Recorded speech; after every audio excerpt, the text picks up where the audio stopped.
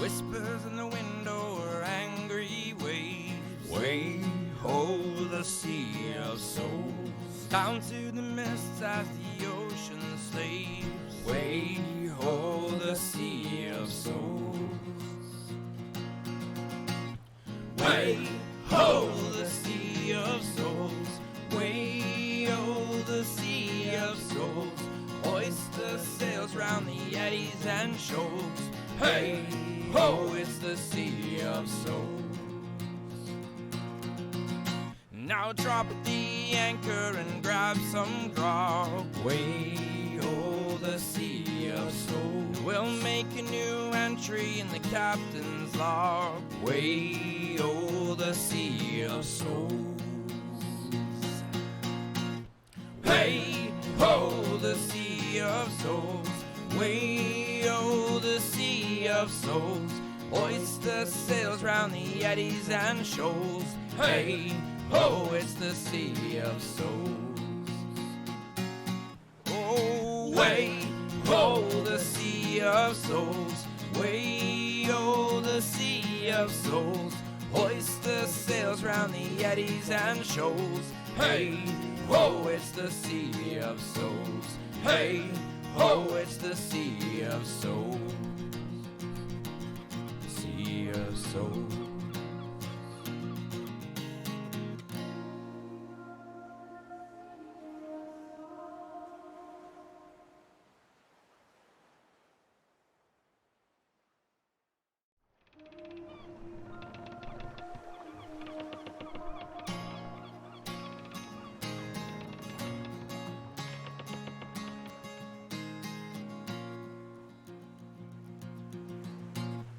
Whispers in the window are angry waves.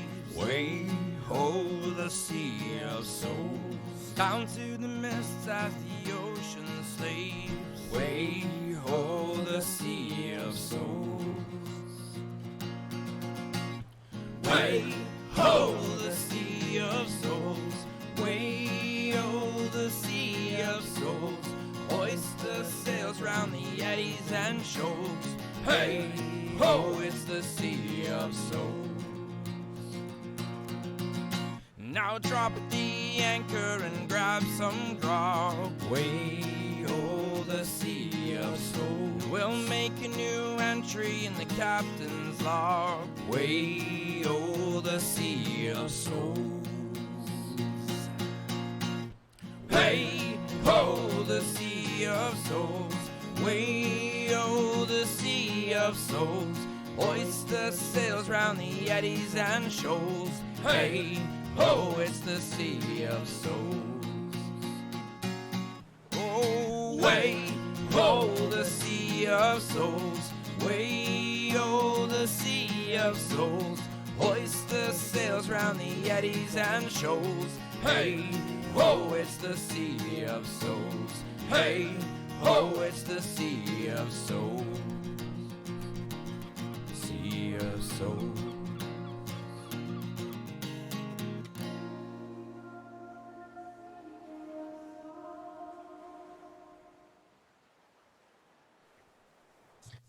Hi, every peoples! Welcome to the Sea of Souls, our live stream D&D campaign brought to you by the Elder Braincast, which is us. I am Pundy, and with me are Mike, Devin, and Ian. Jack is not with us yet. Hopefully, he's going to be joining us, but work takes a long time to get to places. It's true. Jack has a very important job of saving the world from boredom. Yep. His work is important. That's all we're going to say. But hopefully he'll be joining us later. But we will. Torque will be in good hands, we think. But, Good. Thank you for joining us. Good tiny green hands. If you haven't followed us yet on Twitch and all of the social media things on our link tree, please do so and tell all your friends so they can come and hang out with us and play some D&D. Or I guess they can't play D&D, but they're going to watch us play D&D because that's what we do now. So there's that. All right. So without much more of a tangent, that might be the shortest one yet. Possibly. We'll have a longer one later on, I'm sure. Maybe the reality's kicking in that Jack is our tangent maker. It's possible. He's not here, and It's possible. we got your He's just the intro. most More like clever right to of us, business. so. This is It's true. It's true. kind of telling. I mean, if you want to fill time, we can do a good old fashioned sing along. over Zoom. Well, we'll have the musical episode. You know, we all sing along everything, right? We got to do one of those at some point. That's every show does. Let me tell you, I ran a whole session where they were into town and you could only speak in rhyme, and screwed myself so hard. Sucker. You did it to yourself. Oh man. All right. So, to bring us up to speed, our four adventurers have been sailing around the Isle of Sands and the pirate port of Porto Arias, sailing for ship Boone aboard the Stormcaller, a salvage ketch looking for an ancient dwarven ruin, which they apparently have found.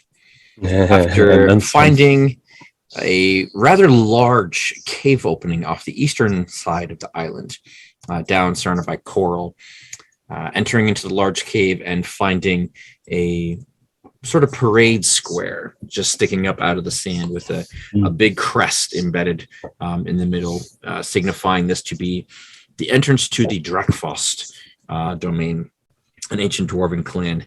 And proceeding further in, found some statues, a gate, archway that was not guarded at all, and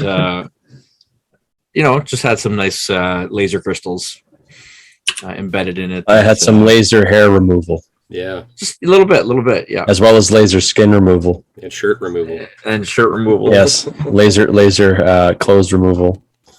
So yes, lasers, but ancient lasers. This is lasers. This is fantasy, right? This isn't sci-fi. So these are magic lasers. Magic lasers, not science lasers. Just to clarify, that's right. Yeah. But having apparently found the dwarven ruins, heading in deeper through twisting caverns lit by bioluminescent fungi and coral and the like, lichen kind of growing on the insides, stumbling upon what appears to be the entrance to this old dwarven ruin. Big, heavy stone doors, cracked open, a little bit of light from the lichen growing around. Stumbling inside to a massive chamber, and off to the side, they found some interesting items that were glowing. Some treasure. Our friendly little goblin Flick decided to pick up on said item. And after trying to put it down unsuccessfully, apparently triggered some sort of guardian alarm, something, as the sound at the far end of the hall reverberates through the water, stone grinding on stone, and two eyes lit up as something began to approach. And so that is where we pick up this week for Sea of Souls. I gotta be honest with you, it never even occurred to me that you picking up that shield activated whatever this thing is. Yeah, no, that seemed pretty coincidental to me. It's a leap of logic. I'm not taking any responsibility whatsoever. Never Flick's fault. Never ever Flick's fault. Never ever Flick's fault, no. As you hear the sound of the stone doors opening, and in the far distance, these two eyes light up, sounding through the water, which dampens the sound a little bit, but even kind of makes it a little bit more ominous. You can hear the sound of heavy footsteps.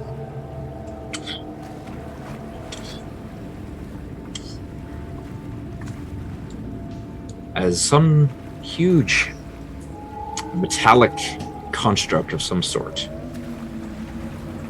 approaches slowly, making its way steadily through the water. And as it approaches, you can see coming out from it a beam of light, like a cone that kind of lights up area in front of it. Stealth mission, boys. Well, I I was gonna say the first thing that Dinar's probably gonna do is try to pull everybody back in. But that was when I thought we didn't activate the thing. But I Doesn't still think seem to have spotted you just yet. It kind of stands in the middle of the chamber, and you can see now its eyes kind of scanning.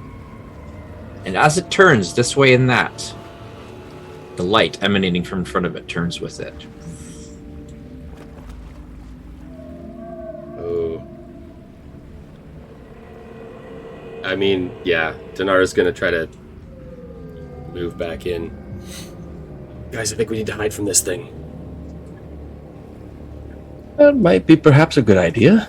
Yeah, but hiding in the dead end museum, good idea. Point taken. Cheese it for the exit, man. That's maybe the better idea. Speaking of which, Another one comes in where you came from. the doors Clangs that down. are open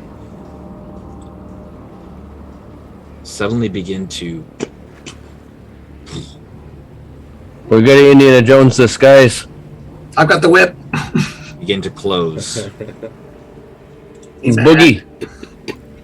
I that's too far away. Like we're in water. We're in water. The only one that might get there is Torque. Well, actually, He can plug that up. that might work. Or it would crack him like a nut. You know, either way. Either way, it'll stop the door slightly long enough for us to get through. And it's also Maybe- Jack not being here problem. Maybe a little bit longer, too. Is that what Torque's going to do? How far away is the door? I can't really see from... Yeah, is it like what was? It's not a straight line. It was like we had to wind through. Like, is it... Like, is it sort of at the end of that path? I can't see nothing. Yeah. Oh, yeah, this is It's- just right there, right? Right Just about there, and they weren't all the way open to begin with. One was practically shut, and it's not long before you hear the We took too long. We're going to be very disappointed in us. That pounding problem. through the water. You hear, well, you can only imagine in the open air would be a terrifying, loud sound to hear. It's still quite loud, but the way it echoes through the water is a little bit different.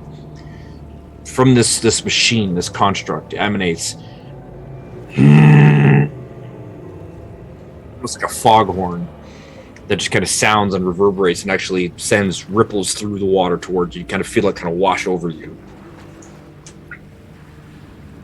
And I as think it that does was so, a D minor and the third below octave. All right.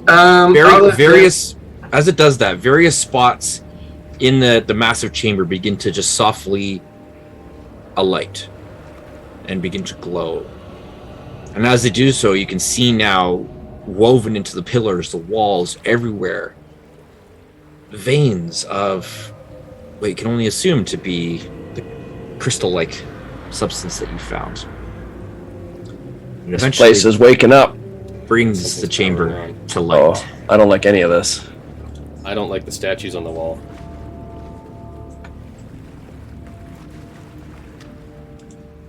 Well, given that we don't really have that much communication beyond hand gestures and message spell, but that's an action. Seeing that, so we can see or hear the door closing, or both. You heard it close. I'd say now as it lights up, you can look over and you can now Oh, now we can that see it. Okay. the massive doors have pulled closed. So they're kind of, one is kind of off kilter a little bit, but it actually like broke through the coral that was like there, that had kind of grown up around it, and whatever mechanism seems to be powering the door seemed to be strong enough, and the door itself, you know, these massive thick doors just basically just like plowed right through it. Yeah, I was going to Didn't point hamper at it the all. doors behind the large Big Daddy and make a gesture like, gotta go for those doors. Because He would be grin from Flick. It's like, all right, yeah, I'm on you, Chief. it's either that or we go to the door he's looking at. Yeah, exactly. Dinar's going to quickly pull out the copper wire and send a message to Torque. Let's see if we can move through the stealth of these pillars. The shadow of these pillars, I should say. Boy. So as you see it come closer into range, still kind of scanning and looking around, you do have a bit of cover from the pillars that are kind of blocking you at the moment. So I will get you all to make stealth checks for me, please. Do my my boots count down here? Stealth. That's a good question. I don't think there's anything specific that says they wouldn't.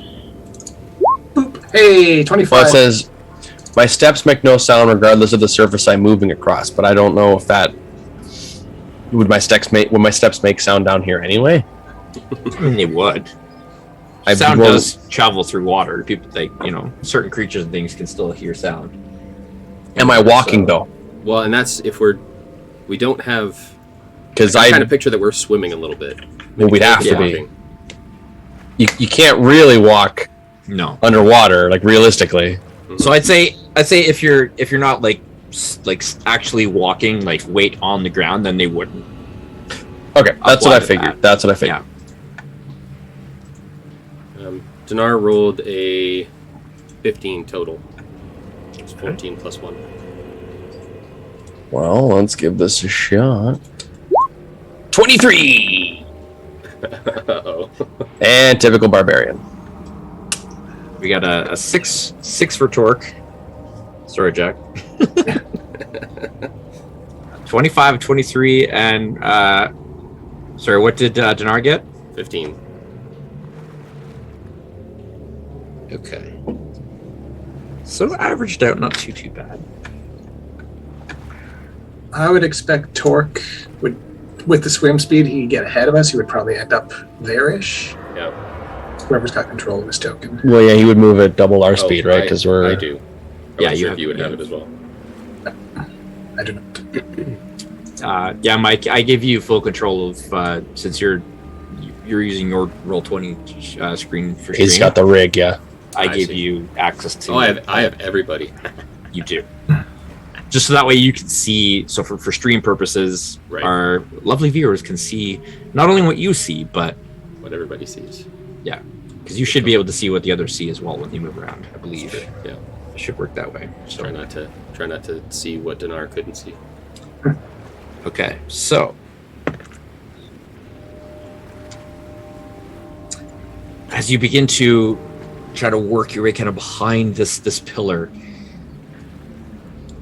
you're not exactly sure what it is that catches its attention. If it's the movement, if it's somehow sensing through the water, or it just kind of turns in that moment, but it does turn in your direction and sees the shape of Torque kind of swimming behind the pillar, and its eyes go poof, and you hear that second kind of weird vibrating echo sound through the water, and in its hands, which are empty at the moment, you watch as somehow, almost if it's forming out of its hands, but like in its hands, these two massive blades just appear, and they have a glow to them.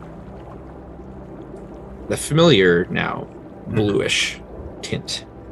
So are we talking like T1000, its hands turn into blades, or are we talking... No, it's holding, like it had nothing in its hands, and all of a sudden it just kind of closed its hands, and now and two blades.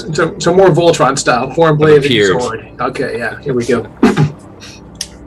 And as it looks at you with clear hostility in its demeanor and its eyes, That's an unfriendly statue. we'll go ahead and roll initiative. Damn it, Torque! Yeah, all Jack's fault. I did nothing. Yep. Torque only gets 20s when Jack rolls them. Blam. There we go. Not horrible. Somebody want to roll me a just roll a d20 for Torque. I'll add his initiative bonus here.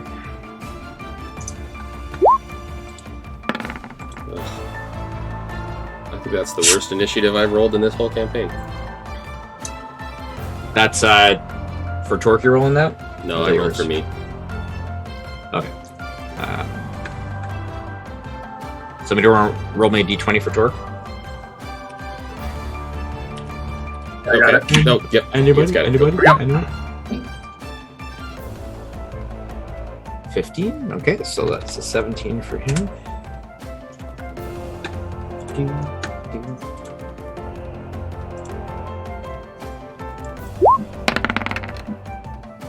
Woo! So tail it. Yeah. You see this thing turn and the blades emerge, and almost kind of with as if you're preparing, you just have that little bit of an edge in initiative as you're kind of ready and prepared, have the feeling, I'd say, that like we're not going to sneak past this thing. So you're first. Do I think we can fight this thing? Just give me an insight check if you want. Or... Yeah, I would very well. I want to know if looking at this thing, because I already think that we should not try, and that we should try to flee. But so I guess I'll make an insight check. Is that going to be my action? No. Okay. Insight's more like it's a kind of thought in the moment in this situation, I'd say. I have no idea with my 5, so Yeah, you're not Check sure. is, let's go. I'm not sure. I'm going to assume we should not combat this thing. That being said, I think it would be safe enough to say that like this is clearly not like a guy in a suit. Like this is a somewhat kind of automaton. So attacking it now isn't going to just make it angry because it doesn't have emotions. It's already angry for other reasons. Yeah. You know what? It's got swords. Okay. That ain't gonna work. That ain't gonna. Oh, look at all these spells that won't do nothing. Jeez. Yeah. I think I'm gonna go ahead and cast Mirror Image. Just going to manipulate the water around me to reflect images of myself within the water, which will then solidify and become more consistent with a physicality to them. And then I am going to I guess there's a door right here. I'm going to make my way to the door directly south of me. I think I can do that. Are you casting it? This isn't. You're not doing a duplicate of yourself. You're doing the. I'm doing mirror image, so there's 4 of me. Okay, never mind. Sorry. Yeah. And then I'm gonna go here. This door, just to the side, next to the statue here. Yeah. Is it? What does it look like? Is it iron? Is it stone? Is there a handle? Is Stone. it clearly locked? It looks like it's stone. It's got 2 sort of latch-like handles. It's a double door, 2 stone. Did the other doors looking? that we came through have handles, or were they more like they were already open? They were already open. The big ones that you came through, they were already open. But did they have handles? They had like, not necessarily handles, more like there was like big rungs and stuff that were kind of built into it. On the back, on this side, you can see now that there are like big heavy bars that kind of move to like lock it in place. Okay. Might be able to do something about that door. Maybe. I don't know. Yeah. I think that's gonna be what I do, because I'm gonna throw a bardic inspiration onto Dinar, because in my mind he's our best shot at getting out of this with all this magic craziness going on. Because that thing looks pretty big, and I'm not confident the Torque can just beat it to death. And I'm very not confident that Flick can whip it to death. Definitely not underwater. That's just foolish. And that'll be it. Okay. All right.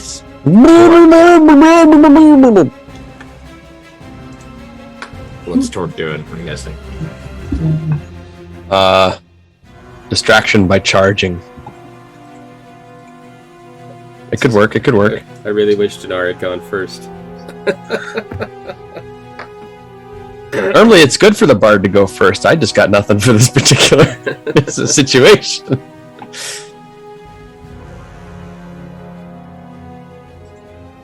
I mean, given that you were able to communicate about the door, it's not without reason that Torque might... It's the closest door. I figure we might as well give it a shot. Actually, He has 40 feet, so he can get right So- up to it. I'll give you two things. We can either have Torque go and attack the thing as a distraction, or he can attempt to open the door, being that he'll be able to reach it and is strong.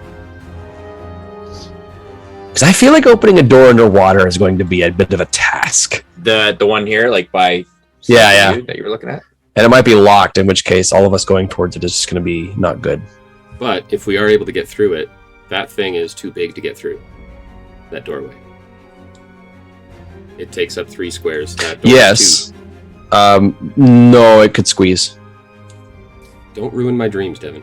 But imagine it being- I'm just saying, mechanically speaking, it can It's squeeze. true, yeah, all right. As long as it's one, if it was a 5-foot door, then we'd have something. But Ah, because only oozes can squeeze to that degree. What are we doing? Just Torque. I'm fine with either. I think honestly, I think we'll get him to. I would like him to try and open the door and then like taunt the thing. But if you think it's better to have him immediately charge it, I'm fine with that. Captain. well, what if... Craig, I don't mean to go consensus, but since Jack's not here, Ian, what do you think? I'm for Torque testing the Torque's the one who can take the biggest beating anyway. Yeah. Oh, that's a good point. Yeah. Okay. Testing He'll the charge water, it. have him go up, rage, and whack it a couple of times to see He what does- we're up against. Because he has the swim speed, he takes no he has no disadvantage on his weapon attacks either. Yeah. I'm thinking the 3 of us could try to tackle the door while Okay. Torque maybe distracts. Torque can tank it for a few rounds while we figure out what the heck to do. Yeah. And maybe I can enlarge him so he can tank it a little bit better. Maybe he'll roll 2 crits. Who knows? So, I'm assuming he's going to use his Storm Aura. Yeah. Yes. Rage, Storm Aura, Reckless Attack. That's pretty standard. Hit him with lightning while underwater. What's the worst that could happen? And thus ends the Sea of Souls. Okay. So that's going to be a dex save from this guy. That's a nat 20. Ah, minus 1. But still Okay. nat 20 for 19, so he saves. We're learning things. So it's going to be half. I have the target's dex. Nothing. Half of, so 3. It takes 3 damage. not bad. And reckless attacks, right? Uh-huh.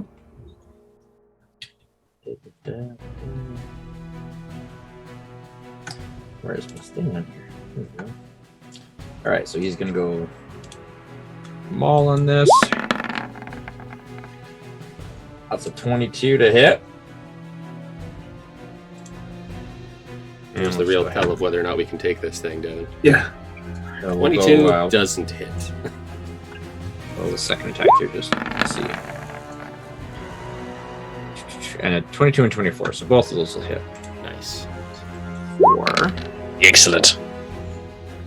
8. Wow, 12 by 12. Is that including his rage damage? Doesn't look like it. So you can add 2 to each of those. Yeah, no, Another that's 4. that doesn't have his rage on there as well. So that's going to be 12, 24, so 28. So, Not bad, not bad. Craig, you're a natural Jack. Mm-hmm. now, Torque lays in this thing. 2 massive hits with his maul, and for a moment it looks like solid hits. You can see where the maul kind of like hits it, and like there's a dent. And as soon as he pulls his maul away, Yeah. it'll just unfolds right back Oh, crap. to where it was. Yeah. I figured magic was going to be necessary here. Well, He'll do a good job taking hits. yeah. Did it undo all of the damage or just some of the damage? You don't know. I feel like it'd be hard to gauge damage on. Well, at least that tells us it's not solid metal. It is hollow. Did it ring a little bit when he hit it?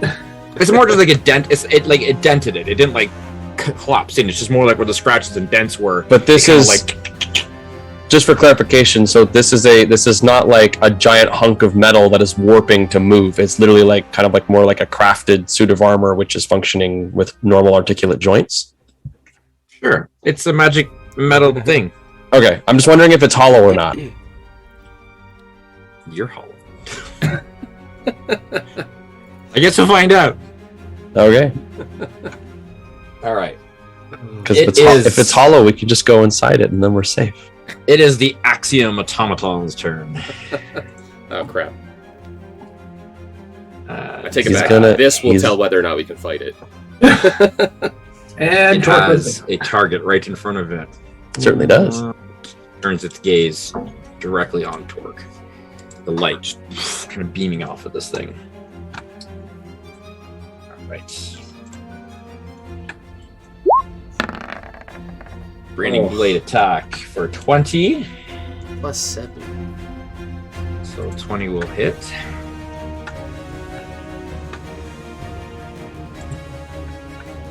Branding blade, eh? Yep. Don't want to get hit by that. Wow. That's 18 points. Oh, for Torque, that's nothing. I know, For but Torque, that's half. But we don't want to get hit by that. So he takes 9 damage from that. Especially me and Dinar, we're very squishy. Yeah, we've noticed. so Torque can only take 9 more of those attacks. And he follows up Only with the second 9. sword from Sorry, the other 8 more, side, 8 more. which is going to miss. 14. Hey! Torque managed just kind of like just dodge the way his second blade comes down. Oh, geez. So, all right, cool. That's its turn. Flick. I'll give you this from what you can tell, you guys watching it. It's not very fast. Yeah, I'm It also. seems to be even hindered by the water, like slowing it down. That's what I was going to ask. Very Actually, yeah. Big. And it has this cone beam it's shooting out, which I would imagine is its sight, which means we're using the facing rules, everybody. Which would tell me that we could probably outrun this thing if we can give it the old loop-de-loop, ring around the rosy. Well, guess I gotta scoot to there. Do a quick little. Oh, Flick, you have so much to live for. And then I will chuck my dagger at it, I guess. Because what are you gonna do, right? Run, open the door with your whip. I don't know. Couldn't get to the door. Fair enough. I was the furthest from the door. Hey, does Dinar still have his breath weapon? Oh, yeah. Okay, that's good to know. All right, that probably doesn't hit. Does a 13 hit? Nope. You chuck your dagger and it goes like a few feet in front of you in the water and just like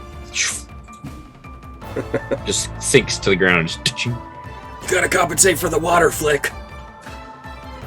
Apparently. All right, bonus action. Boom, dagger's back, and I'm done. all right, Dinar.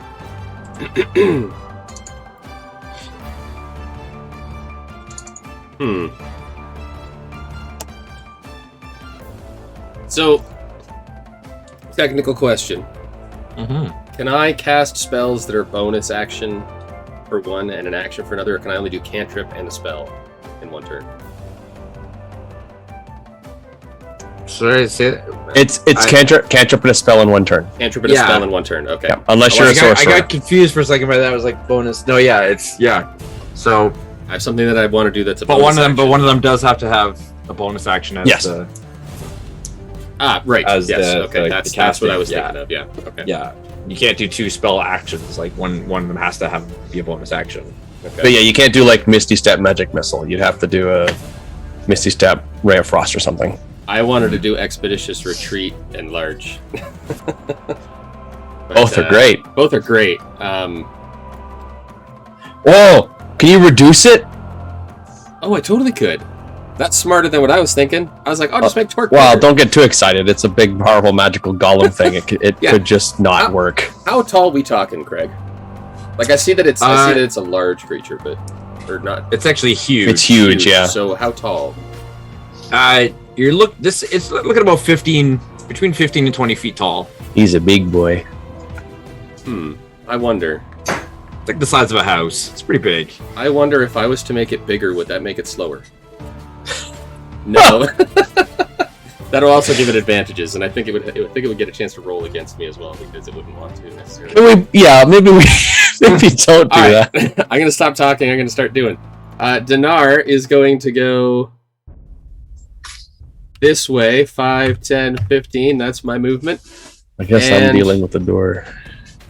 Wait, does that get me close enough to cast this? 30 feet. Am I 30 feet? Yeah, I was 20. You were So- 20? Okay. Yeah. All right. Yeah. 30 feet to Torque? Yeah, 30 to Torque, probably. I think so. Yep. Yeah, just 30. Okay. Then Dinar will mutter some arcane words under his watery breath. Some magic in his fingers, a illusory image of Torque appears, and then he'll bring his hands apart, and Torque will enlarge to a large creature. Right. And that's Torque, Dinar's who's turn. big already, becomes large, which is very significant. And you're really, you see the size of this thing now as you look at Torque, who's massive and still dwarfed by this construct. It's like, yeah, that's big. Yeah.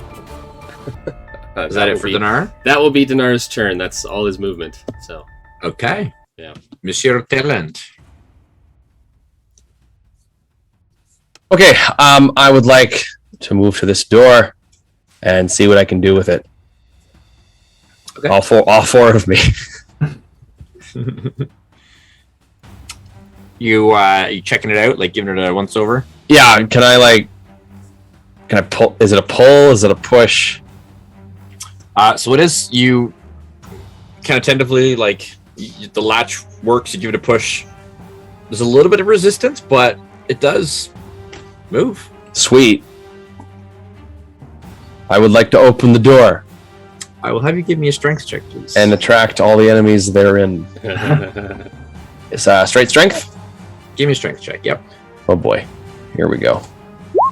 12. Okay. That will do it. Sweet. What do we got? This one, let me select and move these. Just delete it. Oh, it's a room. There's a room in here. So, on the other side, you find a room fully flooded. It appears to have been a study, small library of some sort. There are bookshelves, the contents of which are Oh, yeah, they're dead. They're gone. toast. There are some bottles and vials and stuff that are still around. Wine? Two of which draw your attention. There's one glowing on this table up here, and another something. You can't see what it is. Something small is glowing on the desk, the farther end of the. So the one glowing green is a bottle. Yeah. That's very interesting. Is it glowing the same kind of green that the items in the vault were glowing? It's more like it's not like shining off. It's more just like whatever is inside of it has sort of an ambient glow. It's like a Liquid that's radioactive inside of it. plutonium kind of glow. Yeah. Yeah. Yeah. Gamma And then the other thing, radiation. yeah, okay, yeah. And the other thing, I can't tell what it is. Oh, treasure. Dang. I want one of these things. I'm gonna go for the bottle because me likey bottles. Okay. Oh God. I guess I'll. If I dash, can I grab it, or does that require an action to grab it? You've already because you've already I move 15 feet pushed. already. and you already like Oh, I already pushed the door. your You're right. actions, like, You're move right. the You're door right. open. Yeah. Okay. Then 'Cause that took effort. that was an action to open the door. Yeah. Okay. Then I'm basically done here. I could Misty Step into the room, but I'm not great for spells. I'm going to do a test on this thing. This is big guy here. What's 2 + 2? But I'm very limited in what I can and can't do. As far as I can tell, there's no way out of this room yet. We already threw a Bardic Inspiration on Dinar. Oh yeah. Let's put one on Flick too. Just to keep you guys going. I'm going to try and find a way out of here. And that's everything I can do. That's my entire turn. Okay. But I'm going to grab some treasure on the way out. So, Torque is now of the big. I mean, He hit it and it essentially kind of like shrugged it off for the most part. So what would Torque keep pounding, or would he? What do you guys think? Now Torque. So just reminder, Torque does have swim speed, so he is not half speed. and he's got a 40-foot move, right? He's got a 40-foot move. He has no penalty to his weapon attacks. What if the gaze has anything to do with its protection? What if Torque was to move in behind it and try and attack from behind? That was kind of my thought. I was going to come in from the side. Yeah. So if we have, even his first attack was still on the edge of that gaze, right? yeah. Yeah. So if we have Torque disengage and move 40 feet towards that south door, so he doesn't draw the opportunity attack, but gets some distance on it and tries to kite it away. Oh, Okay. Yeah, That's my call. What I want to do. Yeah, that works. Gives Talon a chance to look for treasure. Yes. If we scatter, get multiple targets to chase after, it will hopefully be slower than us. That's kind of the... we can get to about there. Beautiful. So, Torque, looking through the doors that were opened by this thing that it moved out of, can see now just the very edge of what appears to be a large throne at the very edge of his sight, the bottom here. There's a couple other sources of light kind of in the far corner that appear to be some more of that kind of coral. But whatever is on the other side, there's kind of empty, there's nothing in front of it, and then just the very edge of a throne. Would Torque think along the lines of, is the throne a control chair? Like, I'm just trying to put myself... That's a random as heck thought. Uh-huh. I'm going total Stargate on this one, where it's a control chair, and if you're the right kind of person to sit in it, then you can drive the thing. Don't think you'd have any reason... It doesn't have like any to obvious... think that way. That's not... Yeah, it doesn't have any thing on like pirate obvious ships, mechanisms really. on it or anything. It's just a chair. Yeah, from what you can tell, you can't really make out much of it at this point. It's basically, you can see like the edge of it, be like, oh, there's a throne there. There's some seating over there. Yeah. All right. Yeah, I think Torque's probably done at that point then, so his rage would go away because he did not attack or take damage. That is true. This is Oh, true. shoot. This is true. Yeah. That's alright, he's got a few of those. He hasn't used any today. No, I don't think he had. Yeah, right. So. But here's to hoping the... Or did he use one? Did he use one against the pillars or against the statue? I mean, no, I don't think he did.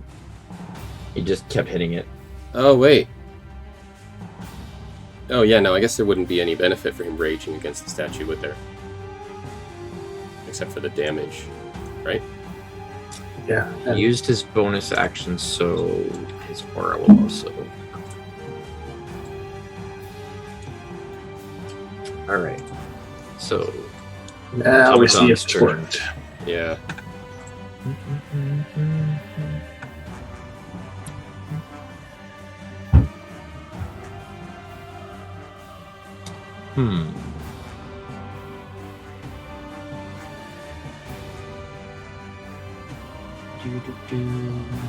think.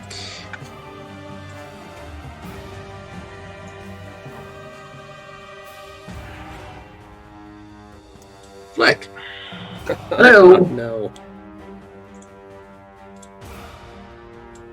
Turns and looks at you.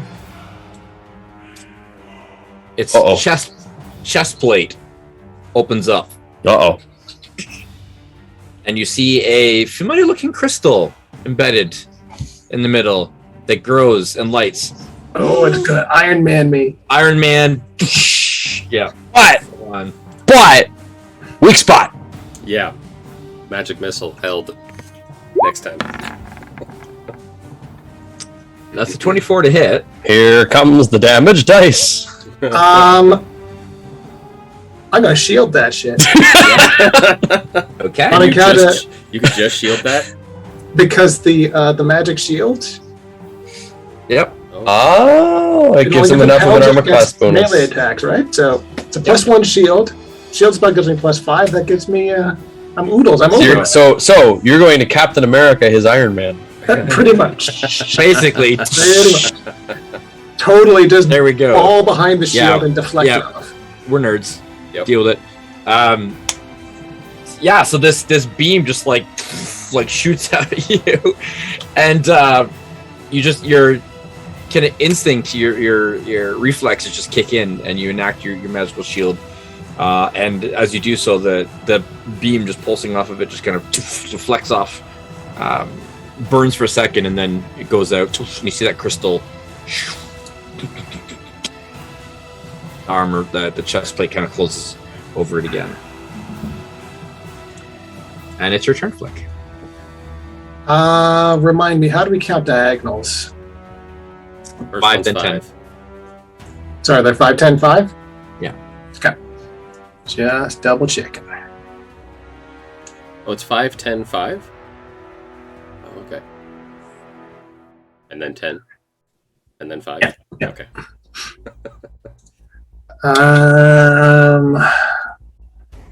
Well, geez, I just shrugged off its big attack, so I'm feeling bold here. Looks like I'm invincible. So, move action. So my move gets me to there. Then a dash should get me there. So I'm out of the beam, out of the headlights. Mm. And then I action surge. Ooh, actually, bonus action, I'm going to hex his ass. So underwater. You're assuming he has one. Well, I'm at it, so I'll know in a moment. So bonus action, do that. Arcane words bubble in the water, and I'm gonna penalize strength with the hex, and then I'm going to action surge and poke him twice. Okay. Dagger melee. Here we go. First one is 15. I'm gonna throw my bardic inspiration on top of that to make it a 20. Hey. That'll hit. I will Fury of the Small and roll some damage. There we go. How's 22 work for you? Is that a dagger? Magic So that is necrotic. It doesn't That matter. matters. So, okay. So it's at 16 regular and 6 necrotic. And then I will poke him again. 27 will probably hit. Like will. And not as big that time. 9 points of damage on the second one. Okay. It's going to use its adaptive armor feat to gain resistance to piercing for the rest of the round. Oh, piercing. Okay. So that's going to be. Rest of them. All right. So you watch as you attack it a second time, and there's a weird kind of shimmer across its armor as it seems to just tighten up a little bit more and kind of solidify. Turns the blade a little more, huh? Yeah. All right. We've learned some things. This is good. And I will give myself a clock to remind myself that I'm concentrating. Alrighty. Dinar.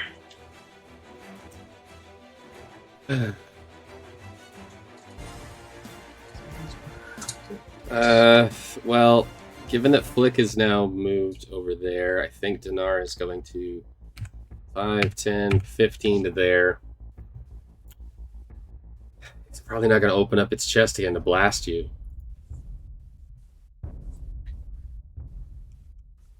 I might need that. So Dinar is going to cast Magic Missile at 2nd level, and see if any force damage does anything. So lights up the back of the tail, out through the fingertips, and we'll get 4 magical boats slamming into this thing. Okie dokie. Let's see. Let's roll the new dice here. So I got 4 missiles. That one fell. Ugh. Oh, that's 3 1s! Okay, so that's 1, 1, 1, 3, plus 4, 7, plus 4, 11 force damage. Okay. That's a crappy magic missile.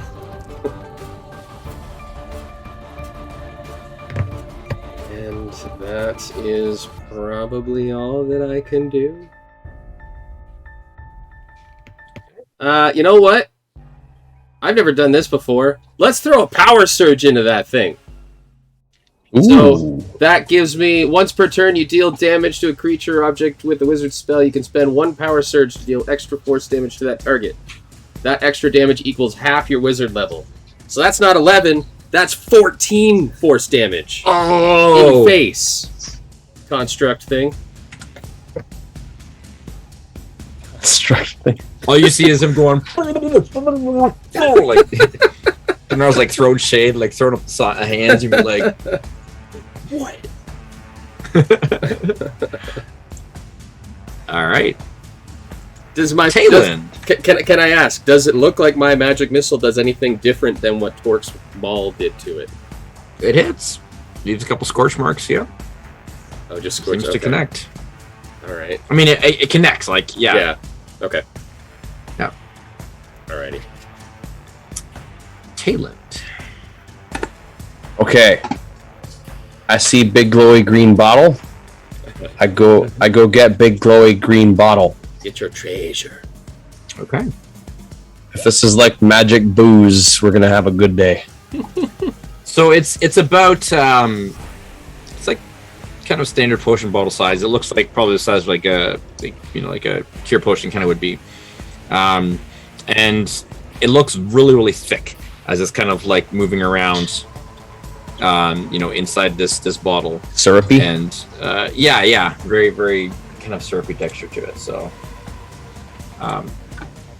it actually feels like there's a warmth to it. Not like hot, but it's just like it's got its own warmth as you can pick it up, and it feels like a tea or something, or like Okay, not something enough to for burn you, but something for Dinar to look at. Put that in there, and then that was 10. I am going to Misty Step over here. Look at this thing. What do we got over here? Is Misty Step a cantrip? No, it's a bonus action spell. give me a perception check, please. It's either that or I wait a whole other I suppose turn. that's true. Yeah, you're swimming. Perception. 20. There we go. Okay. So actively kind of taking a look down, not quite an investigation, you're not rooting through, but you're looking, and you just see kind of sticking out from under a few knickknacks here and there, a ring. Oh, hell yeah. And it appears to be, you're not sure what it's made of as you pick it up. It's lighter than metal, and it's smooth and pure white. Interesting. It just gives off this faint white glow. Maybe it's made from dinosaur bone Or dragon bone. or dragon bone. But it feels really smooth, like it's just almost like alabaster or something. It's Sweet. perfectly smooth, white. It's just kind of sitting on a table, like it's just sitting there. It's kind of like there's a bunch of knickknacks. Some of it looks like some alchemical instruments and stuff like that. There's some small like hammers and chisels. There's some weathered scroll cases. There's like a bunch of stuff just kind of scattered across it. It's just kind of in there with. Do I think that any of the scroll cases or anything might be worth taking, or do they look so really battered and weathered? And given the look that you have it, you're like, this line worth it. So yeah, I will take the ring and throw that in the bag. And otherwise, this is an enclosed room. Seems to be it. Is that a chimney or a fire, or is that like a hearth, or is it like a full-on like chimney fireplace? It does appear to be a fireplace. You can see there's the flute kind of goes up into the wall behind it. Well, that might be a way out. But that's going to be it for me, because I believe that is... Oh, no, I can dash unless I've spent my action now. You spend your action. Okay, then that's it for me. Is that room black because there's no light in there? Or am I just not seeing his vision? There is light. There's light coming in from the main room. But yes, But it's the light because is, like, it's just dark. here? The light's coming in from the glowing main hall. I don't have the ability to see in the dark, but Okay. Yeah. the Okay. ring and the potion were glowing, Yeah. so I could see them. Just wanted to make sure I wasn't seeing nothing or something. Yeah, no, I have no way to see in the dark. Okay. Yeah, he just went to where the glowing thing was and like kind of looking around. Probably What is gonna that? take dancing lights when I get another cantrip. All right. What is Sir Torque doing? It didn't follow him. No, I found the next closest thing to beat on and tried to laser me. I think he sees that we're fighting it, he'd probably charge back in and continue Yeah. wailing. Yeah, I mean, if the goal, if as you said, the goal was for him to kite this thing away and it didn't follow, I think he would come back. And it's still within his And normal move he's well speed. within 40 to move in and attack, right? Yeah. Yeah, he's at like 30. Yeah. So if he comes there, Second rage? Yeah, probably. probably. Okay. He will attack. Rage. Rage. Reckless.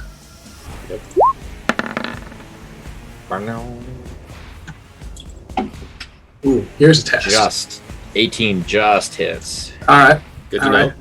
Good to know. Just. That means I bat 500 here. That's alright. Another 18, so he just hits on both of these.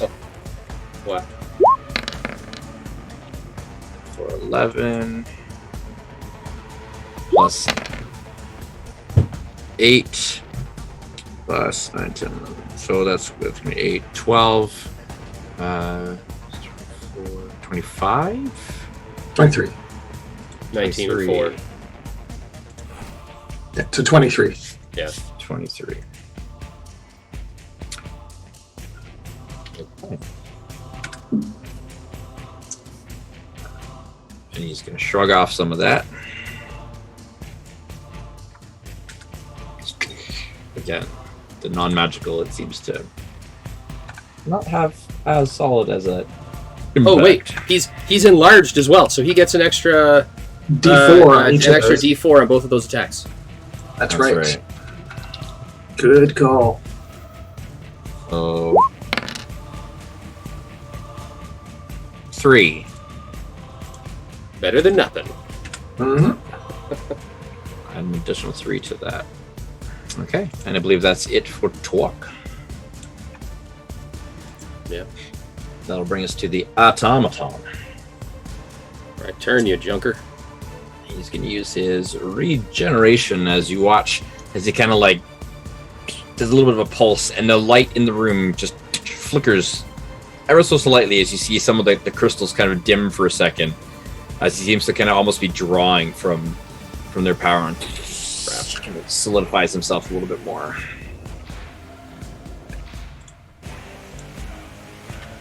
So he's going to heal himself a little bit. It's not like he heals all of his damage, but No. he heals some. I'm going to take that as a good sign that we've done a lot of damage to it. That it felt the need to regenerate. Or it just does it automatically every turn. What'd I say about ruin my dreams?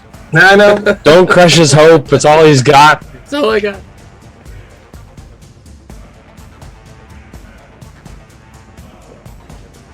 Hey.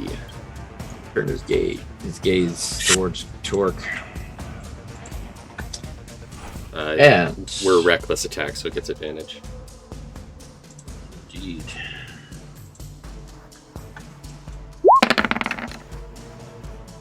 That's a nat 20. That looks like an 8 on my screen. Ooh. It On looks the like low roll's an 8. Yeah. Ooh. Well, the funny thing is, I just pulled a nat 20 and a nat 1 Mm-hmm. on advantage. Yep. That happened. Anyone have any reactions they can do? No. And Nope. any closet grave clerics in the group? Only on me.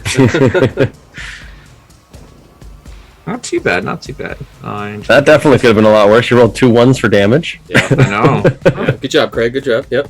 Thank you, DM. So 15... 7 damage. And we'll go another swing of the blade. Ooh. 18, which does hit. Just hits him.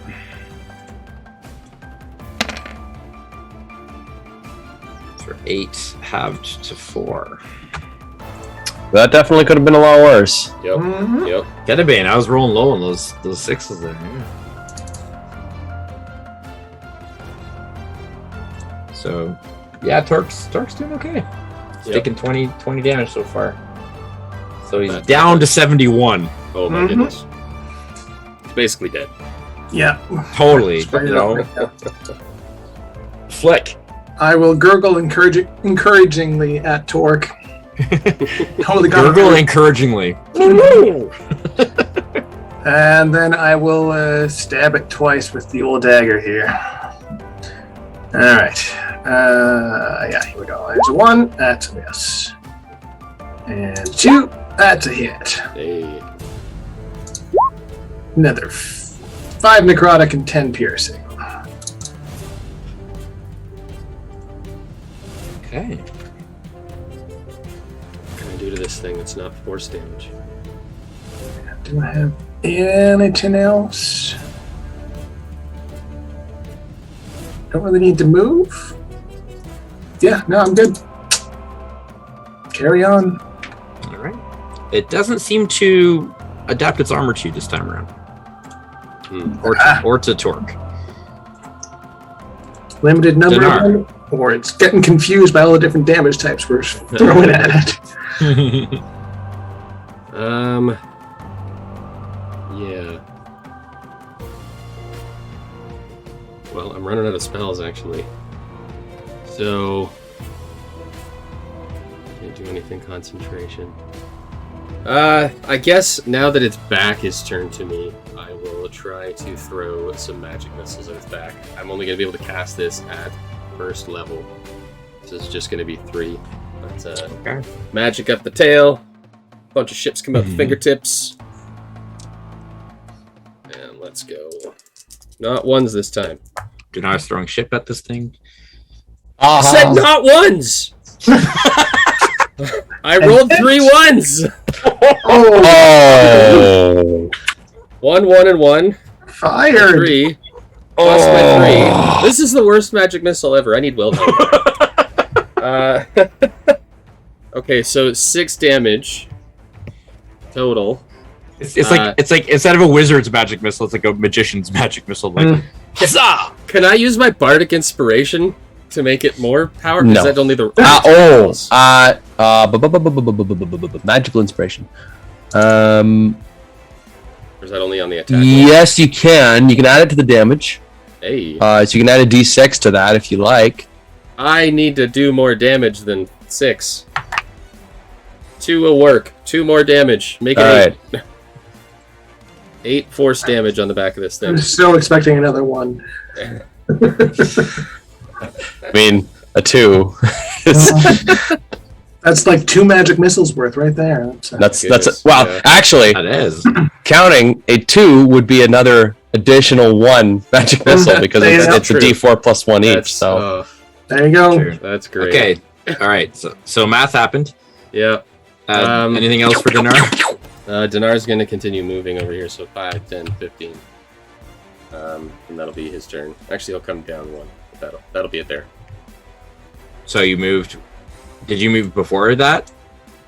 No, I was sitting there beforehand. Okay, So yeah, then I because you moved only 5, have 10, 15. because you only have 15. Yeah. All right, top of the round, Mr. Tayland. can I use gust of wind underwater or gust of movement underwater? Asking the real questions. I mean, I didn't specify anything that you couldn't in it. You It's surround your yourself with a it's sudden your gust of spell, wind. dude. You can It is. It is. call it however you like. And I didn't specify, so go for it. I will do that He's gonna to make a note propel now. me Time to tweak my. to propel me to this fireplace. Can I look up and see if this seems like a way out? Is there? Can I make a check or something to try and determine if I can determine that, or am I going to have to swim up there? It is dark. There's no light penetrating through it. You cannot see in the dark. So for Fair enough. you, it's like there's a black hole. Fair enough. 1 sec. Bubbles has dark vision. I will summon Bubbles as an action. It is a bubbles. Bubbles, and I'll just kind of gesture and telepathically tell him to go up there and try and see if there's a way out. Okay. And then Bubbles, send him up there. And that's probably going to be it for me because I'm running very low on spells. I don't want to use another teleportation.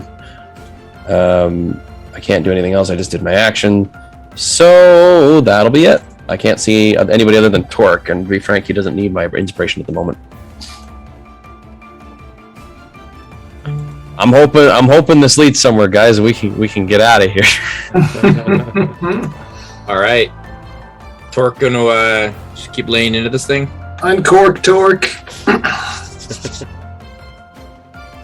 And he is still Alright. raging, so his thingy goes off too, right? His aura. That is correct. So I will put that back on. That's a dex save from our friendly automaton here. Not Lightning friendly, damage but might be good here. That's a fail. Yeah. So, where's this thing?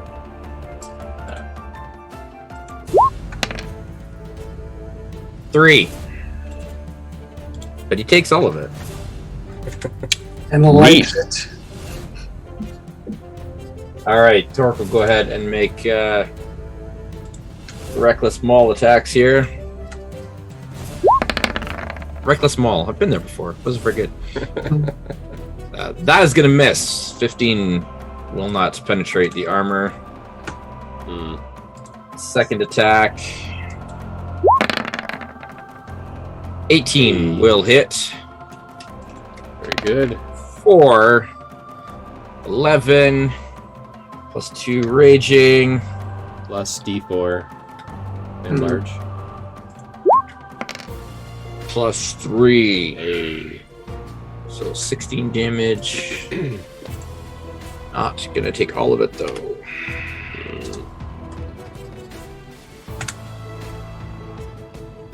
So the extra damage seems to be enough to kind of like what punches through, but the it does resist the bludgeoning.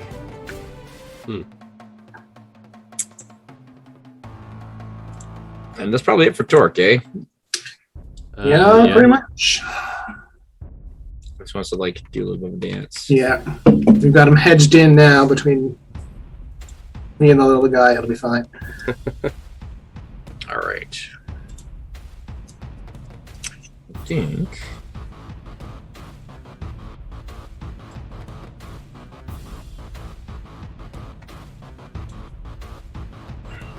Oh boy, oh boy. Oh no. Hello. The turtle just hit you. Why are you turning around? It chest opens up again. Ah! And you see the gem kind of turns a little bit, and the color changes to this like soft kind of purplish blue glow that just kind of comes out in a wide cone, almost the same width as its light beams coming out. Then it kind of blasts out both towards Flick and Dinar. I need you both to make dexterity saving throws, and you are underwater without a swim speed, so these are disadvantage. I'll bet you wish you kept that bardic inspiration. Yeah. Dex save with disadvantage. Huh? Disadvantage. Yes, because you can't move very fast right now. That makes sense, yeah. My dex is Alright. garbage. Wish I had that 11. Or sorry, the 18. Got But 11. Flick does have bardic inspiration. No, I used mine already. Oh yeah, that's right, you did, okay. Well, I rolled a 17 and a 6, so I have to take the 6 Oof. plus 1 Yes, for you 7. do. This is gonna go bad. Yep. That's okay, I think I have a healing spell. So you both take 13 points of Oof. chaos Well, damage. that could have been a lot worse. All right, 13. As the energy that hits you is unlike anything you've ever felt before. It's of a magical essence, but not one that you're familiar with, and it just feels wrong. The energy that pulses through you, it kind of has this innate wrongness, like you feel almost like an instability past through you, where on a molecular level, the reality just warps for a second, and you feel strange, disconnected, distorted. It's very unsettling. Cool. All right, I need to concentrate on Hex, Yep. which I do. So Advantage I've got to because I have more concentrate concentrate. on enlarge. Oh What boy. is, this is a And he constitution kind of save, right? pulls some more energy from the crystals around and sucks it into himself. So, to keep my concentration, I'm rolling what? A d20 plus... It's a Constitution Your save. con, yeah, it's a con Ah. save. Alright, I failed that, but... I am going to use my... What is this called? Oh no, that's... Oh, fail a saving throw. Okay, so I failed a saving throw. I can use my reaction to gain a +2 bonus to AC against that attack. Or +4 to that... Oh, that's not going to make a difference, then I'm not going to Nope. use Arcane Deflection. So I rolled a 2. Oof. Plus, So Torque shrinks. +3, so 5. Torque is Yeah, going to so- shrink. Torque is going to go back to normal size.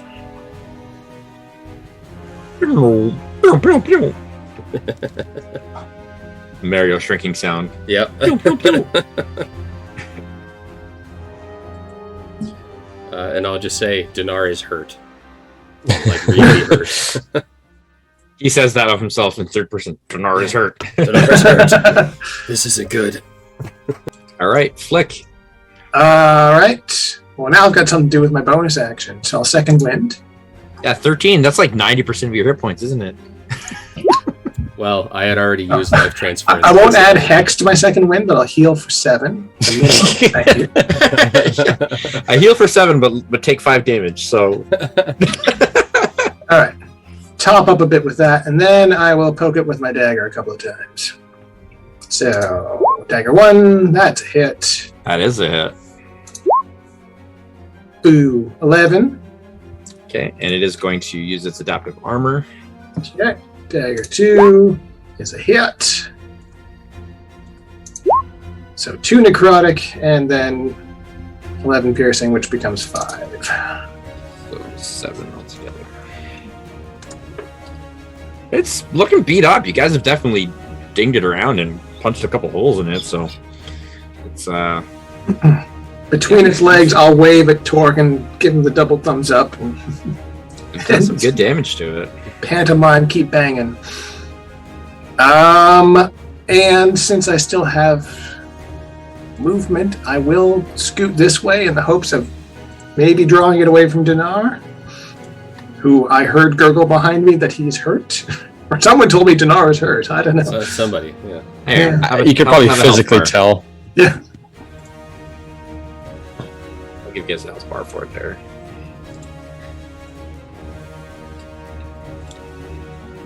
All right, we're working it.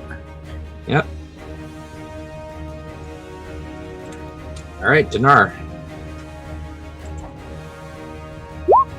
All right. Dinar, Craig, remind me, health potions, bonus action or action? Bonus. Bonus. Okay, so Dinar is going to dash. Going to get 5, 10, 15, 25, 30. And then he's going to pull out one of his 2 health potions, pop the cork, and down it. Mike, you said you can or you can't see the health bar? I can. Yes, I don't know if I'm wanted supposed you to. Okay. No, I put it there for you guys to show you. Graciously showing us a health bar that it's Okay, I wasn't sure if we were supposed to see that or not. Yeah. Nope, it wasn't visible before, but I was like, I'll give you guys a health bar. Oh my goodness. I It's bloody. can't roll. I need new D4s, Craig. Next time you bring me new D4s. I rolled. And I told you I washed my hands clean of how the dice roll because they're not in my house anymore. The energy is transferred to you. That's 5. My dice roll fine, so I got 5 hit points back from that health potion. Rolled a 2 and a 1 plus 2. it's better than 0. Yep, and that'll be Dinar's turn. Tayland, it's your turn. Your fish is swimming up the chimney. Yes, he is swimming up the chimney so that we can hopefully find a way to get out. In the meantime, I'm going to swim around here to take a look at what's going on. I can only see Torque and a bit of the big guy. So Bubbles gets what's Bubbles' speed movement? His movement speed, as a swim speed, is 40 feet. Okay. Theoretically, he would be dashing. Yeah, so he gets just short of that at about somewhere around 30, 35 feet, and hits just rock. Well, worth a shot.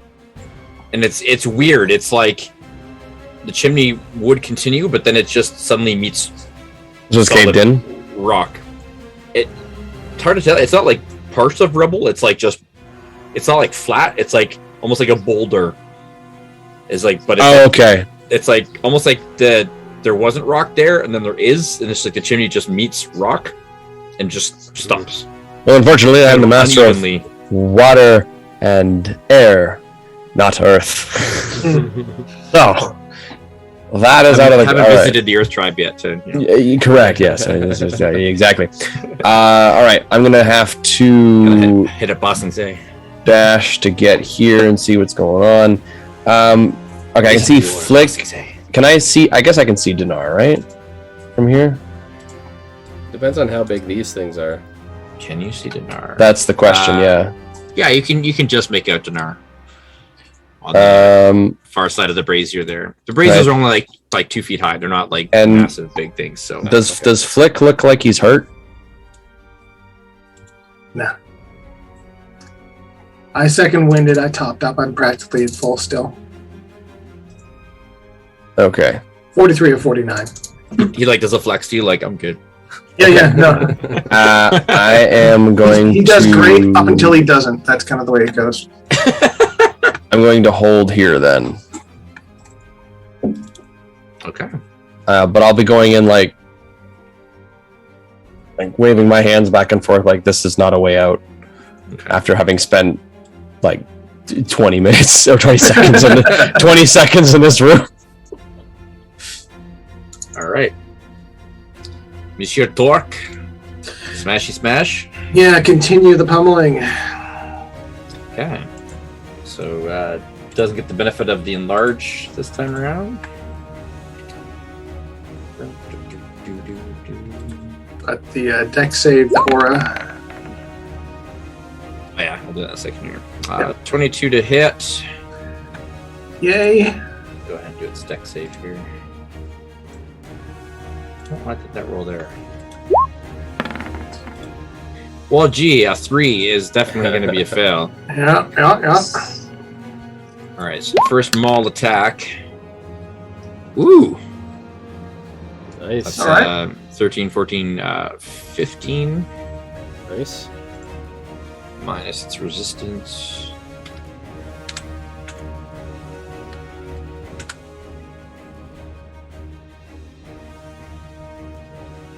Oh, whoops. I was going up instead of down on that. As it weighs. I got Gain bigger. health. It's a smash of healing. It's going up for... It's going up, which is weird. The more damage it takes, the higher it goes. Yeah. So we're over half, guys. We're not It should under be going down, damage. but yeah, it's going up, so... Because I started it at 0 instead of... Yeah, I can remember that I see. shortly. I forget what I'm doing. Oh yeah, okay. So Torque will do his Second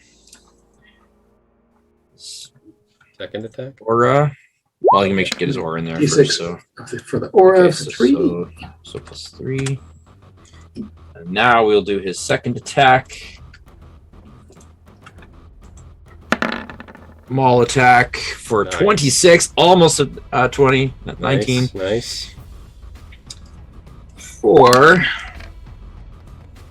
not as good. That's So low. yeah, so 9. So let me take a little bit off of that one. But it's looking rough. Looking rough. So let me just do quick math for a second here. Yeah, to my eye, that's about 2/3 dead. So I'll make this easier. See, the red bar showing how much blood it is oozing. That's how much it has left. That's how much oil it has left in the Yes. So that's I reversed it. So now it's going down. So that's how much it has left now. It's turned back into a health bar. Okay. Yeah. Not a heat gauge. Going up. It's getting hotter. Yeah. Okay, so that's it for Torque. Did some significant Alright. damage there. And it is the automaton's turn. All right. He's going to use his regen. So he'll go up a little bit. Darn. And He didn't undo Torque's turn, so I'm good. he's going to turn his gaze back on Mr. Torque here. He's just going all over the place, swinging. Yeah. So these are at advantage. Complex We get the algorithm plus. is targeting. That's So that's a 21 to hit Torque, which will hit Ooh. for 10 halved, so 5. Nice. Thank you, Rage. 5 damage on yep. Torque. Barbarians are OP. Mm. Second branding blade attack. Wow, so close to a nat 20. I'm watching it roll as it grows to the 4. It's like, oof. But a 20 will hit. Yep. I'm really so low on the d6s on these damage dice. Like No. 2s Yeah. and 1s and 2s, like on everything. That's Hey, okay. We appreciate it. Yeah, that's fine. That's fine. They'll take it. Yep. So 7 halved. So Torque is still at man. He's getting pummeled. He's at 63 of 90. Like he's Oof. Yeah. When he gets down to my starting hit points, then we start to worry. He's almost taken as much damage as I have hit points. right. Flick. All right. The poking will continue. 16? Not enough, is Wasn't it? it? Oh. All right. 18. That's barely enough. As I 18 recall. will hit. Yes. Beautiful. Then 3 necrotic and 8 piercing. 11 total. If he's not resisting me today. Don't resist. Just take the damage, man. Yeah, I don't think I need to move. I don't have any bonus actions. Done. Nar. Well, Dinar is pretty messed up. We don't need to know about your emotional state. What are you doing right now?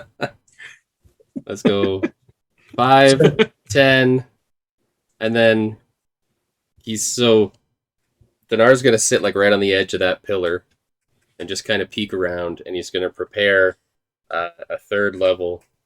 I have one more third level, right? I have one more third level spell, so he's going to prepare a third level magic missile. And the tricky part is he's obviously got to wait for the thing's chest to open, but his chest isn't facing Dinar. Wow. So, no, Dinar's going to go one more. He's going to stand out in the open like a fool, like a brazen fool. Like a brazier fool? Like a brazier fool. Oh, I don't have prestidigitation prepared. Dang. I was going to say I'll send out a shockwave or something and get its attention.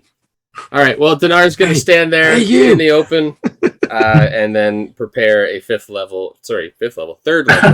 Yeah, fifth level. Whoa, wait a second. It's 5 because it's 5 missiles because it's third level. Yeah, I'm better go check your D&D Beyond sheet here. On the 5th level. What's going on here? Yeah, are you guys level 10? What's going on?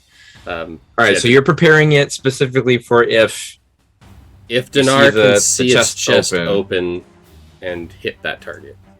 Okay. All right, so Dinar's preparing turn. a cleavage shot. Yep. Talent. Can I use tidal wave underwater? Hey, valid question. That's a good question. Let's see, what does that spell say? I have it too. I don't know. It just says you conjure up a wave of water, which is unnecessary because I'm surrounded by it.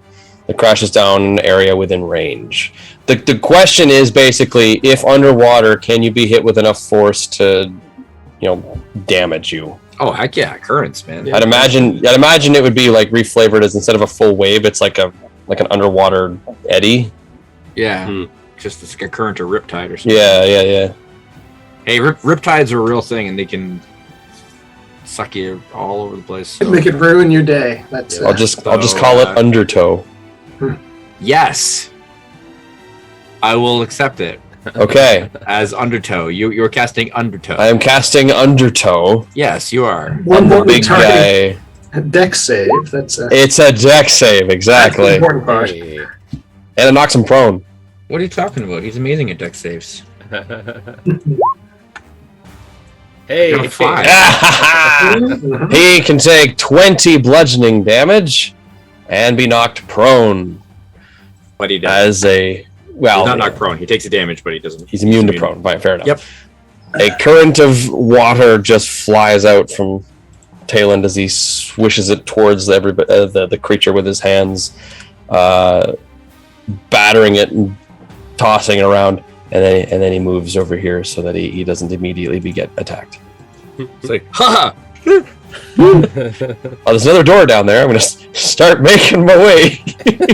That's me. But I might as well hit the guy while I'm doing. Might as well. Finger guns as you walk by. And we'll throw my last bardic inspiration on Flick. Ooh, thank you. Okay, you flick it at flicks. Because you're right there, you're in range, you might as well. Nice. I enjoy being inspired.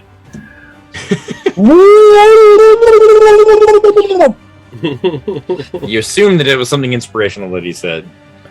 It was a beautiful pantomime. It was Great. Those bubbles were just perfect, Mhm. Yeah, the pitch and everything was great. All right, Torque's turn. Big thing fall over. Whamma jamma, Yeah, reckless, absolutely. absolutely. That's a nat 20. Wow. Bingo. Nat 20. That's why Torque. you're reckless. Rolling Good job, properly Jack. for Torque. Yep. Good job, Jack.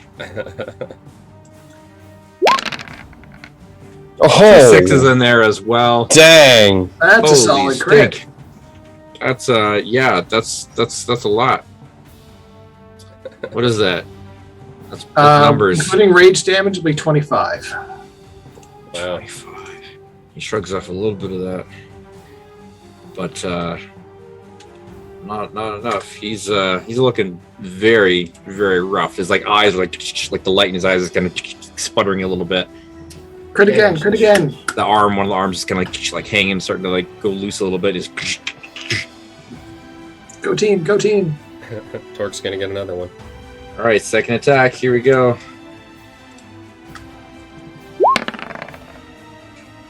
Oh, so close. An 18 so 25 definitely hits. Can he do enough damage to overcome the resistance? That's the question here. Oh, Let's not do it. quite. I know. So close. I was going to ask you, Craig, how you wanted to do it, but I guess not. He's got like, see the tiny little red? Like, Yeah. he's like, little bit. He's like, oh, Torque, it came so close. It is the automaton's turn, and he gets to bring back just a little bit of that with his regen. Oh. And what's he gonna do? I mean, Torque's been dealing the most damage to him. I guess the most Torque isn't looking all that bad, so he's going to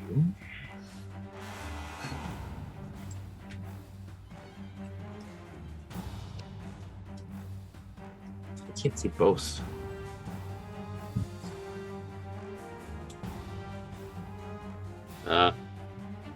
And of course, his back is to Dinar, so there's no way I'm seeing those crystals. He's gonna take one swing at Torque. Hey, I'm just happy he's not coming for me. 23 to hit. Just squeaks in there. 10, 5. I can't roll high on his damage dice. Like, That's I fine. I haven't rolled higher than a 3, I don't think, on any of his D6s for damage dice. Which Except we that appreciate. very, very first one was frightening, and then the rest of Yes. it. That's true. That's lackluster. right, yeah. And his second attack, he is going to turn to Fleck. Hello.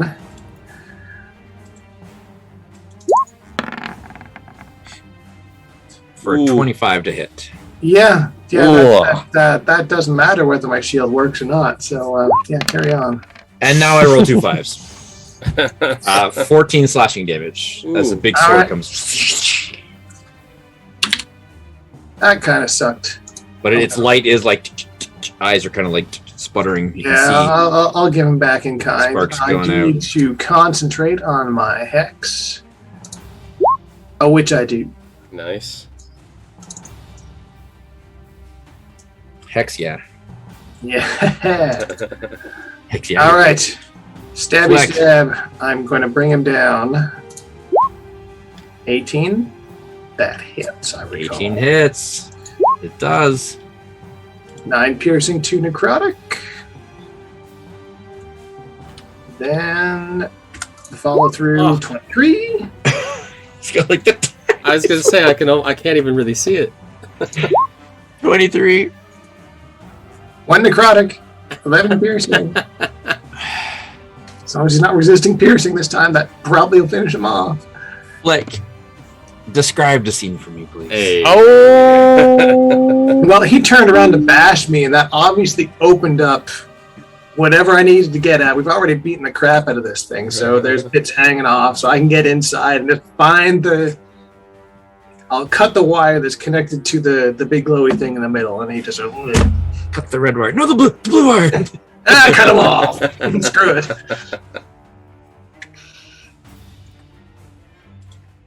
All right. As you get the final last couple blows in, you watch as it just kind of sinks to the ground. The light in its eyes fades. And as it kind of hits the ground, one knee down, the hands kind of open, and you can see now the swords are almost kind of like grown from the palms, like parts of the palm that kind of popped out, and they kind of retract in and disappear as the hands kind of go limp. And it just very slowly just kind of thuds down. It sound muted by the water around it. And it goes still. The room around you, the crystals embedded in the pillars and the walls begin to dim. Good sign. Nope. Dinar's going to swim over.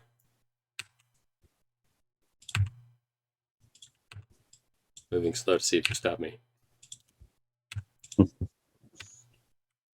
Standing in front of it is the chest. Are we able to get the chest open? The chest plate is not open. There is a torque. Yeah. Copper wire. Send a message to Torque. Torque. We need to get this chest open. We need some torque to get this thing open. So the light around you is growing very, very dim. You can see that it doesn't appear to be being absorbed by the creature. It just, as they were off before, and they kind of came to life, and now they just seem to be fading. The fluorescent lights are turning off again. My fear was that the whole room was just going to regenerate him, and we'd have a couple of minutes to book it out of here. But it's looking like we got some time. Then we just have to fight him in the dark. Yeah. Oh god. And so the light does vanish and go out, and you are all left in a dark hallway, dark chamber. Hey, Dinar, looks like we could have fought him after all. Dinar's going to kind of point to the wounds on his body. I beg to differ. Oh yeah, let me deal with. Hang on, let me let me get that for you. I mean, we probably should short rest, maybe. Let me get that for him first. How bloody is he looking? Okay, you can have a 10. That should be a nice little boost. 10 brings me back up to about half. All right, that's a little more reasonable. Yeah. All right, well, get Give me a nice pat on the back. Detail and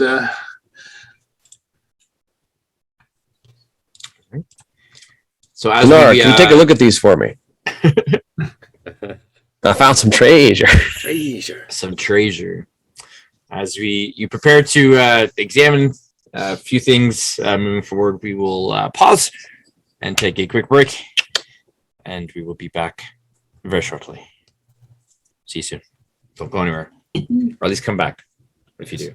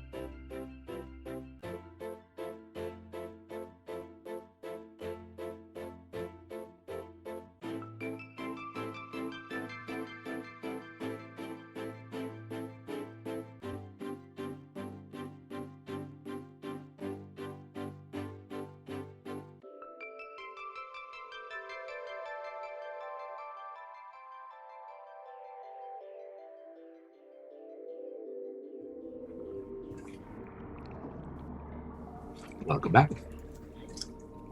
So during the break there, we just a little bit of housekeeping as far as short rest for mechanical purposes with the dice rolls and stuff. But we can jump into the narrative of your short rest now, as the mechanical construct has ceased to be moving and has powered down.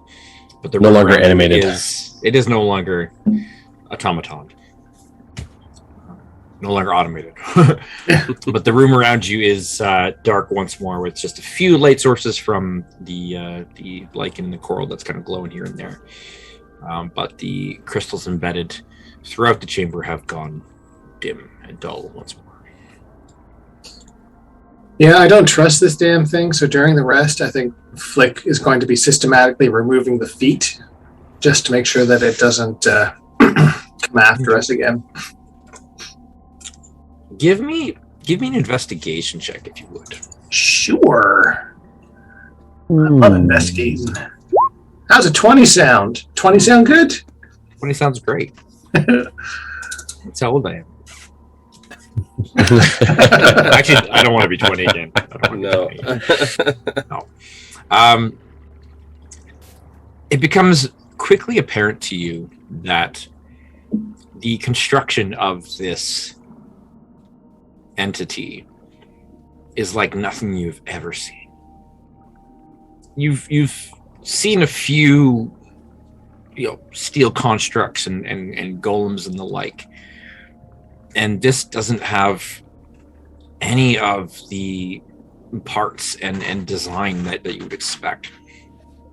You can pull away a little bit of the metal where you guys have kind of done some damage, and where you would expect to see gears, some sort of tubes or something that would kind of allow it to move around. Superstructure to it, yeah. All you see on the inside is kind of a skeletal frame, if you will, comprised of the same sort of metal that, as you look down at your shield, that is stuck to your arm. Mm-hmm. It's got that same feel to it, this unknown substance that seemed to be coating on the outside as well, and is layered throughout. And it is incredibly durable. You kind of cut off and get the feet. It takes you a good bit of effort, but now that it is dormant, it does seem to be more. You're more able to kind of pull some of that kind of plating away. Yeah, it ain't fighting back. And on the inside, so on the underside of sort of the sheets of metal that make up its outer frame, little flecks of crystal kind of embedded all the way through it. And so it appears to be less a truly mechanical creation and more of a animated, enchanted construct combination. It's a little bit of science, engineering, and magic kind of all mashed together. I will get Dee's attention and just sort of ding ding against my shield and ding ding against one of the metal plates and just sort of go, eh?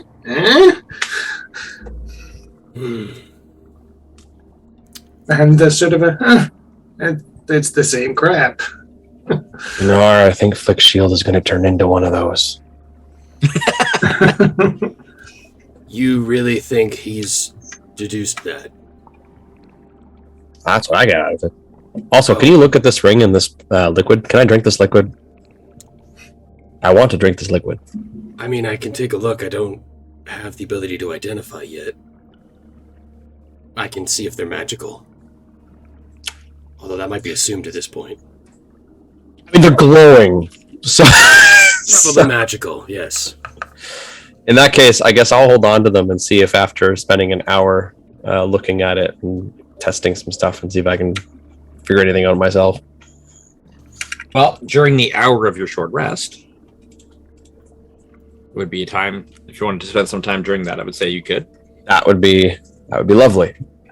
Okay. you're not a wizard, but you are familiar enough with the arcane to understand basic principles of magic. Give me an Arcana check, please. Okay, not super great at that. 14. 14. Okay. The ring, you're not entirely sure. It does, as you kind of look at it and hold it, it does seem to magically size, as a lot of magic items do, to be able to fit you. And it has a the most you get out of it is it almost seems to be emanating sort of like a calming effect on you. Like you just, as you're holding, it's just kind of like, feels nice. It's very smooth, like even to the touch, it's just a pleasant. It's just almost getting a little bit of a comfort to it. The potion, which we're already able to tell, kind of had a little bit of a heat coming off of it. As you watch the liquid inside, you get a little bit of a hint as to possible properties of this, as it's shifting on its own and almost seems to kind of move and possibly some sort of transmutative properties. It's the liquid itself, it shifts and moves. Not like it's alive, but more like it's just kind of in a constant state of it's fluctuating, flux. Yeah. And I'd say, your best guess, the closest you can think of, like, there's, transmutation spells and magic tend, have to do with kind of things shifting form and shape, and could be something along those lines. But as to what exactly, that's a big swath of options. All right, I will have to store these away and not use them until I'm more familiar, having seen Flick mess everything up by touching the shield. I'm not taking any chances. I mean, you already picked them up, but yeah, Yeah, well, what's the worst a ring could do? At least I can hide that if I need to. A shield that won't remove itself from your arm is a a harder to get What's away the with. worst a ring could do? I was going to say, I feel like Frodo would have something to say to that. Seems strange that so much suffering should be caused by something so insignificant. Yet they were all of them deceived. Man. Have any better words been spoken? What could a ring possibly do? Hey, it took thousands of years for it to become an actual problem again, so it's fine. That's somebody else's problem, right? If anybody sees any hobbits, I'll gladly hand it over. I'm going on an adventure. Here, take this. Right. Well, let's loot the rest of this place and get on out of here.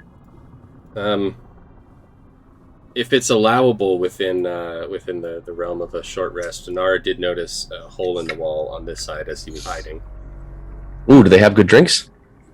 Not that kind of hole in the wall. Water. It's kind of salty, though. I don't like it. Lots of water. So if he's allowed to do so within a short rest, Dinar will just take a look inside this room and see if there's anything notable. Oh. So, as you can see the doors are kind of pushed open, and as you get closer and inspect, it's just rock and like stone. It looks like something has caved in here and it's kind of pushed the doors outward. But immediately beyond the doors, it's just a wall of collapsed rock and stone and rubble. Okay. There was another door south of the one that I had already checked out. Is that something we have to wait until after the short rest, or is that also something we could check out? I'd say if you want to actually complete that short rest, you can't really move around. I wouldn't say moving around too much. You kind of need to be at a state of rest, so for it really to apply. Building off of that, more door. Building off of that, can I have Bubbles, because he's around for a couple hours? Can I have go around and maybe do a survey of the area, see what all he can see? Yeah, Torque will mention the throne room to the south. Ooh. Okay. There you go. You got bubbles. I think you have control of them, don't you? Yeah. Well, amazing is mean like while we're sitting and taking a nice deep breath of seawater, I just get him to float around and see what he can see in this big complex. What? So he can see in the dark. He has 60 feet of dark vision. I actually don't think I have control of him. I don't see him, or he doesn't have sight. I'm giving him sight right now. Okay. Oh, damn! Holy crap! That's so much better. I can see. I can fight. Oh, look at all these doors. All right, so we got a hole over that's caved in. That's caved in. Bloop, bloop, bloop. There's a door. Some purple glowing stuff. That's the vault. There's a lot of chimneys in it. Okay, and then there was this room. If he does a cursory inspection of all the chimneys, they all kind of lead up to the same thing as before. Yeah. Yeah. Almost Okay. like they're cut off in a weird sense. I will get him to check out this throne room cautiously. So as he looks around the throne room, it's pretty much empty. There's a couple of spots where it looks like the south wall has kind of caved in, and Things are growing in there. Yeah. in that spot there's some lichen and coral and stuff growing up. There is a spot that he kind of swims by where you can almost just kind of make out he's small enough. He kind of sees there's like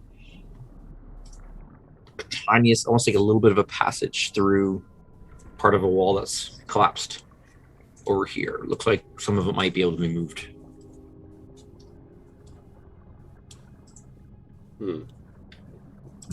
Like recently or intentionally? No, it looks like it could be moved. Like it could be moved. The wall is Okay. collapsed in there, but the rubble is loose enough. Could be cleared away. Okay, not by bubbles. Not by bubbles. No, he's a fish. Yes. I mean, some fish can, dig pebbles and spit them out to make a nest. But Yeah, but not. Yeah. I'm not going to touch the throne. Okay, bubbles come back. why not? Well, I'm not going to touch it while we're resting. We already took the short rest. It'd be a real shame if we had to undo all of that because I went and touched the thing. Infamous DM words, right? So you touch it. Sorry, who was touching it again? Yeah. Sorry, where are you standing while this is happening? How many of you are in the room? Let me just roll some dice for no reason here. What's your marching order again? How many hit points do you have left? Oh my goodness. Does a 36 hit your armor class? What? As far as you know. Right. What you guys doing? Well, Rest is having done? yes, Yeah, having well, finished say your short rest is done. that, I think Kind of an odd. I'd say it's a bit of an odd experience. Short resting underwater. I was thinking about that. Yeah, that'd be very strange. Although they say like if you need sit down cross-legged at the bottom of the water, it can be very meditative. Mhm. So Talon's going to point to the direction of the doors, since nobody can see the doors. But he's going to point in the direction of the doors, and and then lift up his glowing potion, his glowing ring. Blake's pointing at his shield, giving you the big thumbs up. And I'm going to get you a good old thumbs down on that. but it's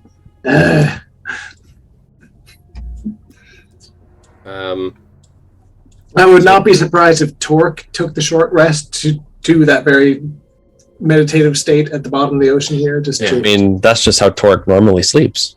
Well, yeah, exactly. So Now, does Tayland mention to Dinar that the room over there is an old library? No, Okay. I don't see how that's relevant. Books. Books. Magic.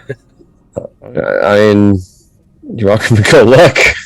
Magical books might have survived underwater. Well, so the cursory glance that Talon made, he didn't see anything that was worth checking out in the book department.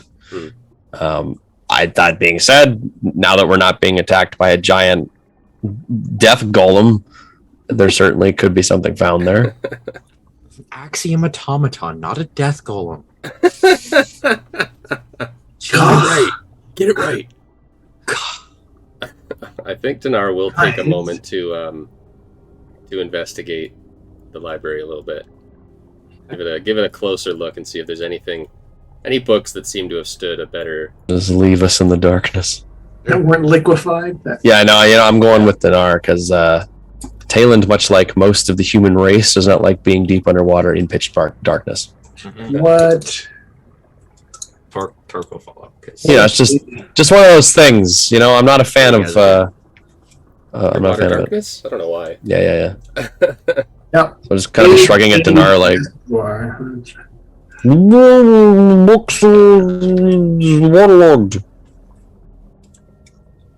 Yeah, booked. Feel free to give me a investigation if you want to have a thorough look-see. I would like to take a thorough look-see. I will help you with that thorough look-see on account of I have an interest in books. I have an advantage on that. I'm a book reader. Speaking of which, is your book on the ship or is it like soaked now? I'm assuming it's on the ship. I would hope so. But it's a magical book. True, like it's just. Well, there are actual magical waterproof spell books in Xanathars, I believe. I will have at this point come up with some way to secure it. Is it like a waterproof bag or something? You got a Ziploc. Ziploc, yeah. Ziploc on myself or back on the ship. Some rice. The great wizard Ziploc has designed a waterproof bag. So I rolled a 12 and a 14. So 14 plus my 4 investigation, 18. 18, okay. You are very confident that nothing that was in here book-wise was of the magical persuasion, and it's all just waterlogged, soggy piles of parchment. Any of that's left, most of it is just like decayed and dissolved. Liquefied. Yeah. There's like anything that's like mulch. There's trinkets and knickknacks and stuff here and there. There's like, a few implements, alchemical things, like there's mortars and pestles and, random things like that, on the shelves and stuff. But as far as parchment, nothing. It's, yeah. Dinar is going to grab a mortar and pestle from the shelf. Okay.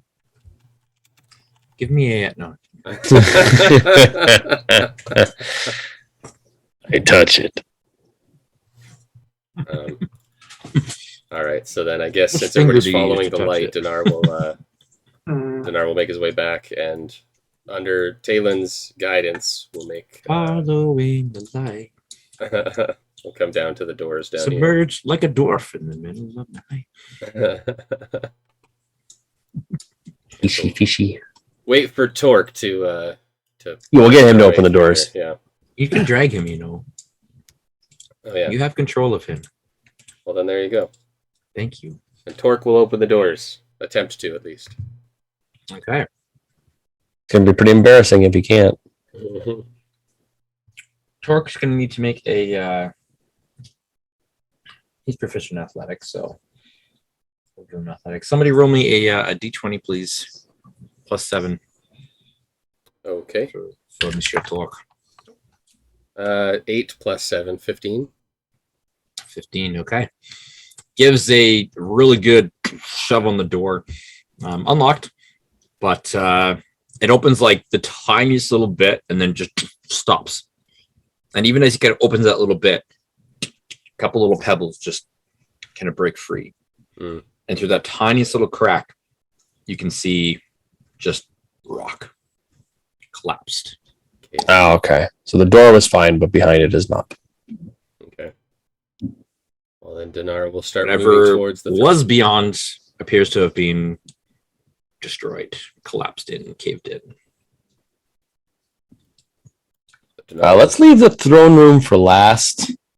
Isn't this the... Oh, I guess that is the only other door, isn't it? Yeah. Well, yeah. Check the 'cause rubble pile over there, and the one on the bottom left was... There's nothing. one over here. there was a door in the top left, Oh. though. There's 3 doors on either side. So Yeah. Oh, okay. Well, So then we let's- could go check that one out before Yeah, we head. let's- The throne room's a really big, empty room, which that's always reassuring. Yeah, so we'll Put a go up couple- and try this door up here. The only way that room would put me off a bit more is if there was a cache of healing potions right in front of it.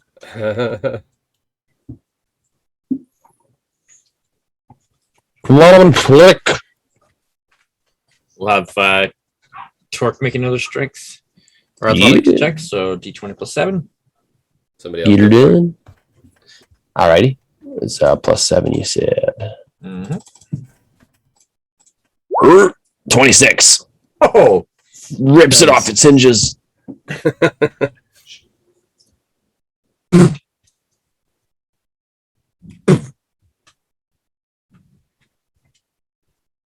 budge. How bloody lucky am I that the first door I go through is the one with all the treasure in it? Okay. Are Unless we there- want to leave, we can go check out that throne. Well, does it not move because it's locked? Does it not move because... No, it's not locked. It's Is it just there's something beyond that's blocking it. Is it a pull door? Oh. Unless like Denari, you want to, or I could try a thunder wave and just smash it, but No, I don't really have anything I'm to not do that. really comfortable doing that. Yeah. All right. They are. I'd say enough. Like these are solid stone doors too. That probably Yeah. don't do much. Yeah. No, All right. I don't have shatter, so shatter would be the spell for that. Then we'll come on down here. Hey, Flick, Yeah. go touch it. Touch what? We'll wait for you here at the doorway in spirit. I'm sure you will. I believe in you. That's a big freaking chair. Don't tell the others. You're always my favorite. I Dinar, don't have to. They know. if something bad happens to Flick, I just we owe it to him to make his grave nice. I know you'll be beside yourself in grief. All right. I will write you a glorious hero's ballad. I want a friggin' song out of this for sure. You're also footing the bill. I mean, sure. All right, let's take a look at this big friggin' chair. If somebody makes a clone of you and that clone dies beside you, are you beside yourself in grief? Oh, Beside yourself in grave. Talon, oh God! Stuck at the back of the group. as you enter into this room, you can't quite explain it, but you've got that uncanny feeling that somebody or something is watching you. Ooh. Your passive perception, you just kind of Oh, I see. Okay. you kind of come in and you're just like, I look over at Bubbles and I grab him and turn him around. Do I still feel it? Yep. Okay, just Not checking. I don't know. The image of that tickles me. Just that'd be a fun. Just don't look at me. Nope. It's very faint, but it's your Talon is paranoid enough, I think. Yeah. Especially That down is here just kinda where like half a- my spells don't work. There is Okay. So I'm gonna just move to the side of the wall there and not be standing directly in the doorway. okay. Just and you know what? I'm gonna draw my rapier. Okay. I'm You have going a waterproof to, pen to draw that with, or Yes.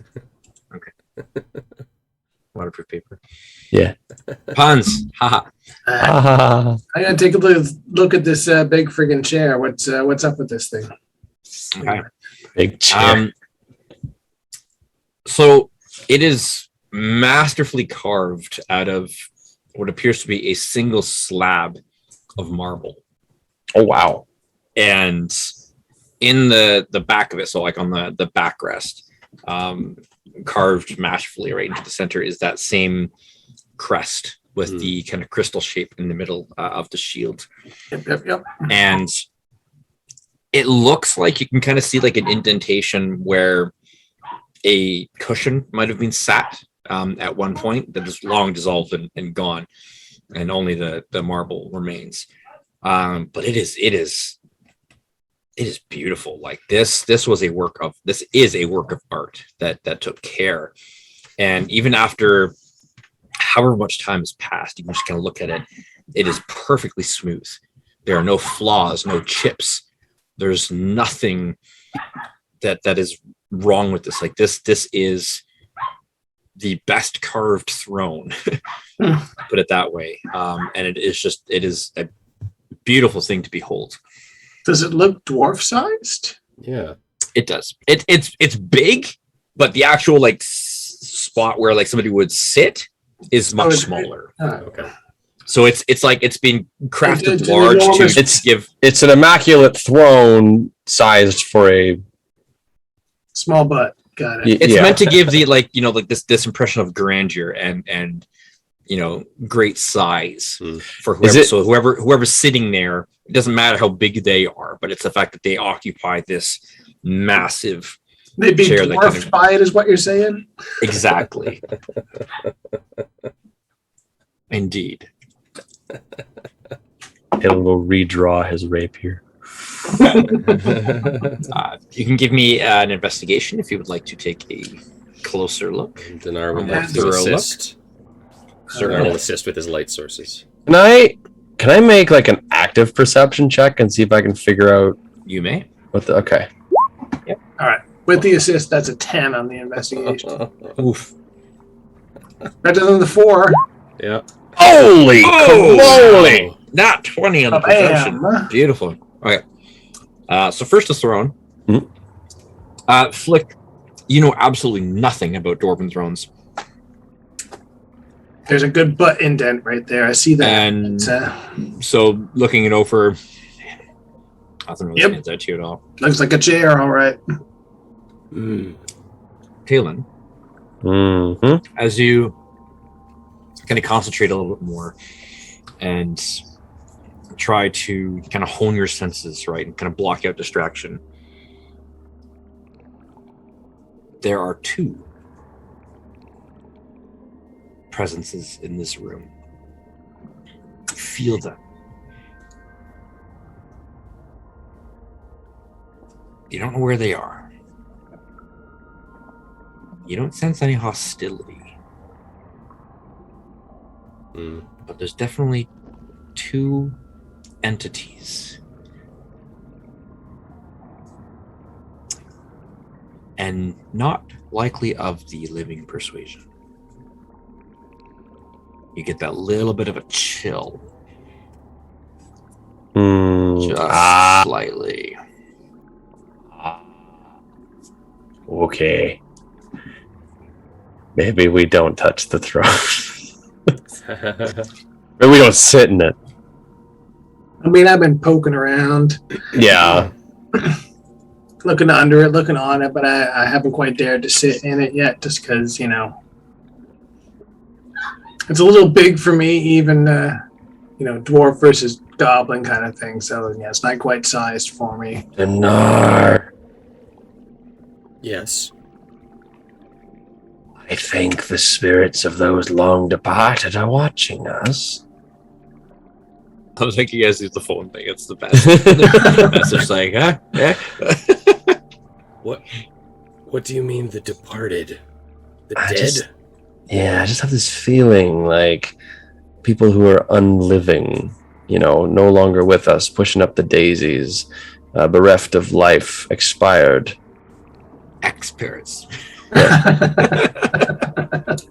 Like ghosts? Yeah. The souls of the dead fill the space of my eyes.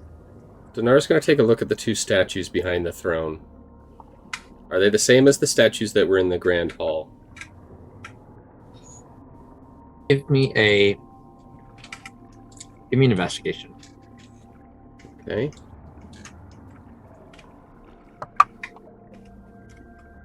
That's cocked. I almost feel bad about that. That's a 19. Okay. Plus 4, 23. Nice. At first glance, they are the same. But the more you study them and look at them, there is something different about them. But you don't know what, like, physically they appear exactly the same. Coloration is a little bit different. Matching sort of some of the blue hint, that's coming through in the marble, and it's almost like they're watching you. Dinar is going to shift his gaze. Instead of pointing at Tayland, he's going to point at the statues and switch to Dwarvish. Oh! Oh, He'll pick the one that's on the left side, so the one that's closest to him on that side there. Nifty. We mean you no harm. We are simply investigating the ruins of this dwarven city.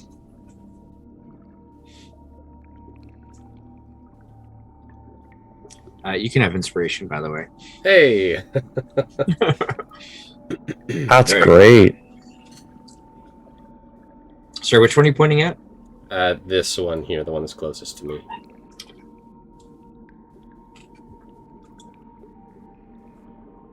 You don't hear a response at first. And then you hear something in your mind. Not responding to the spell. So it's not using the message. It's more of a almost kind of a natural telepathic response. Mm. In very archaic Dwarven. Thick Dwarven. It takes you a minute to kind of even parse through the words because it's the dialect.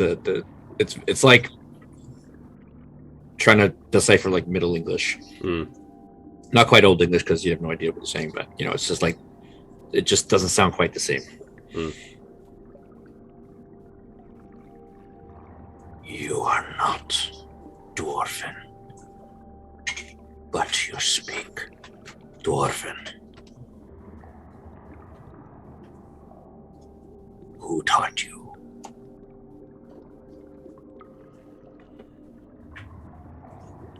Who taught Dinar Dwarven? Dwarves. Well, yeah, but... Alright. A book. No. I may not be a dwarf. Dinar will respond how he thinks telepathically he can. He'll just kind of think it in his mind.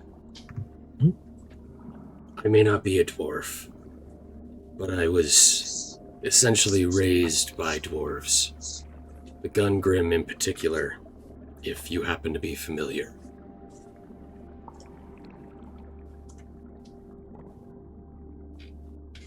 We do not know this clan.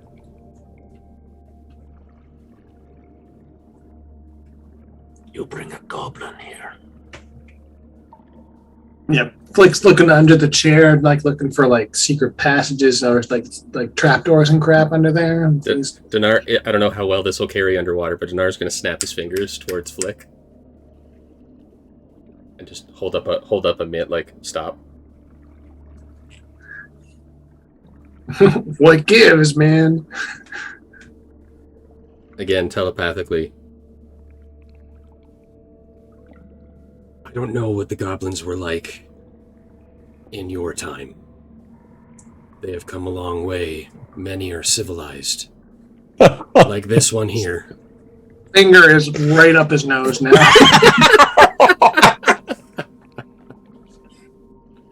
He does not come to destroy. None of us come to destroy. We're investigating to see what happened here.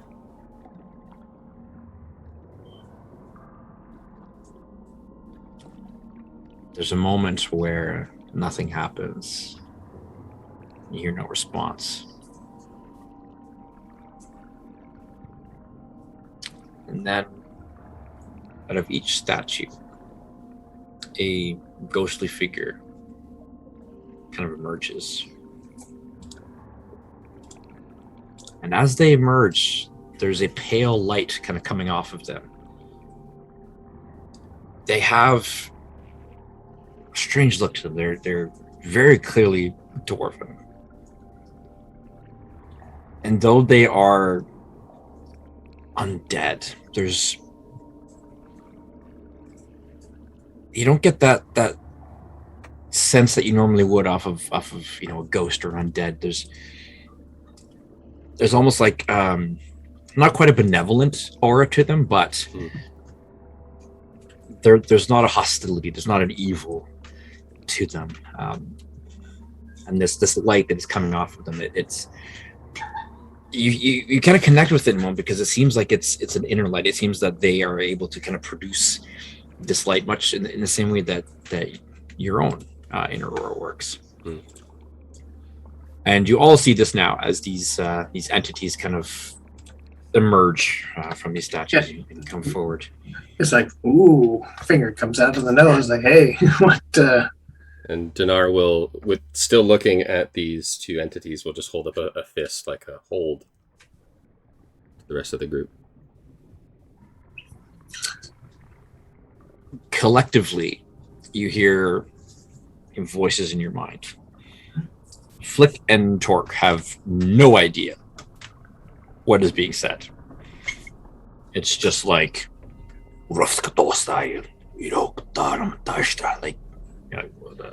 okay.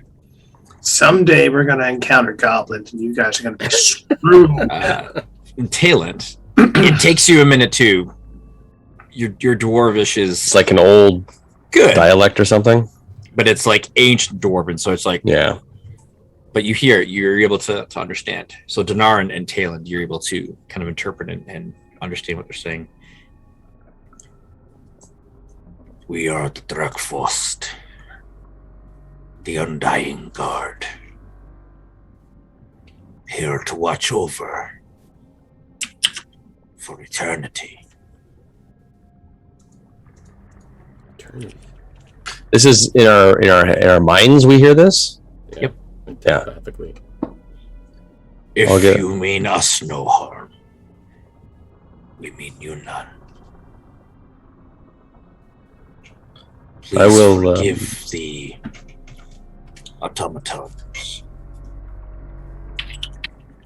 It has been dormant for millennia. Your mere presence and touching of the relics awoke it.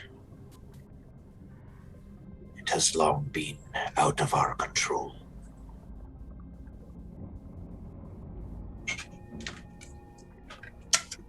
I will attempt to communicate telepathically in Dwarvish, or at least my heavily accented Dwarvish. So it's like this, okay? We apologize for coming here to your place of residence that you must guard over. But I do have humble requests for you. Would it be possible for you to undo the affliction of the metal that is strapped to our goblin friend?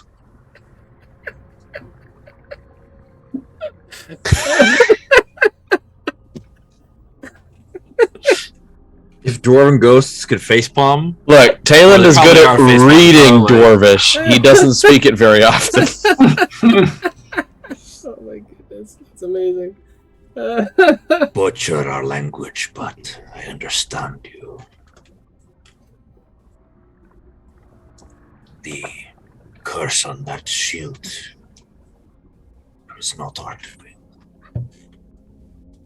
That's unfortunate. It may be removed by one who knows how to remove curses.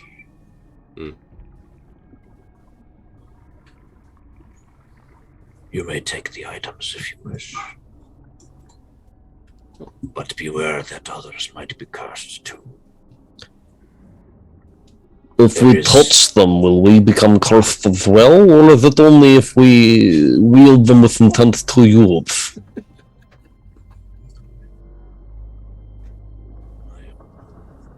We are not certain.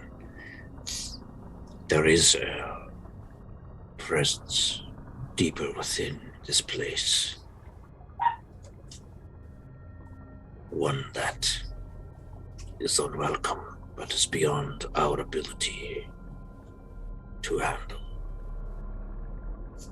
We are simply here to watch, to observe. On the miserable existence. Dinar will respond. Oh, so are these conversations happening mentally that all of us can hear, or is like my response is only audible to the ghosts, or can Dinar also hear them? Everybody can hear what you're saying. Okay. So to everybody else other than Dinar, it's just Zilnok Farin will dine Bokur ma fuck. Wow. It gives you a big thumbs up. It's like, yeah, you doing it, buddy. You having a stroke? You okay there? Like, Well, Dinar probably recognizes the pretty terrible accent then too. Yes, and even Dinar gives you a little side eye. Dinar's going to respond. You're left here to watch. That implies that perhaps there is somebody to report back to. Why be left to watch if you can't do anything else? I'm going to desperately try and get one of the people who can talk to get their attention. You'll get my attention. To be fair, they did have a giant automaton to do this stuff for them. True. there are others who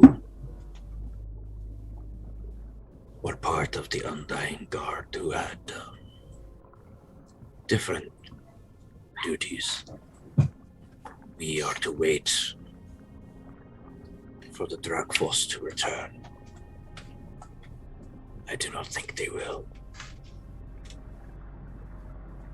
What up, Flick, my man? Long hey man, have you asked them about the house boon yet? I don't think they're going to know about that.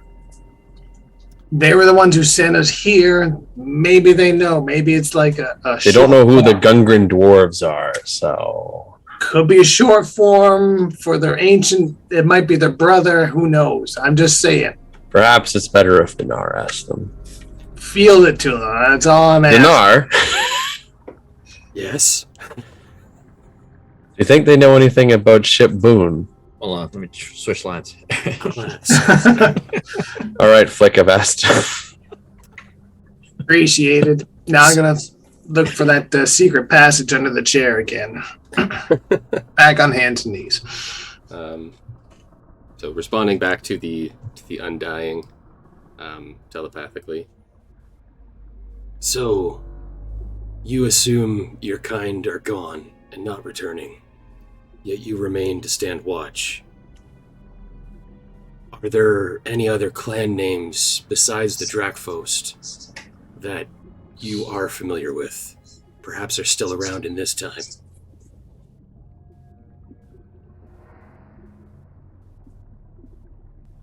We stand watch, not because we wish to. It is our duty. What a miserable existence. Have what is called the Undying Sleep. allows us to remain dormant with only basic instincts active, waiting, awoken when you entered. So the passage of time is nothing for us. But I can tell you that it has been 5,432 years. Damn. Wow. I do not think any of our clans are still around. Humor me. What are some of the clans of your time?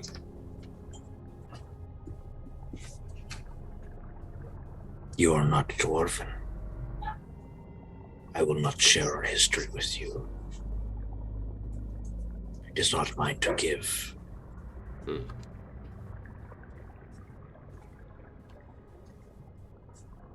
That's fair. Does the I will name... warn you. Hmm. Beware the Fel Hammer clan if they still walk the world. They sound lovely. Fel Hammer? Fel Hammer. Fel Hammer. Is Dinar familiar with the Fel Hammer? Give me a history check. Okay. Trained in history. New dice. Screwed me anyways. 6 plus 7, so 13. Never heard of him. Perhaps I know of them through my various readings of the Priory's library. You can give me a history check with advantage, actually. Ooh. 17. Because of your upbringing in Galadrin, you have heard of the Fel Hammer Dwarves, Neat. who inhabited the Vale Mountains, which are not far from Galadrin. They were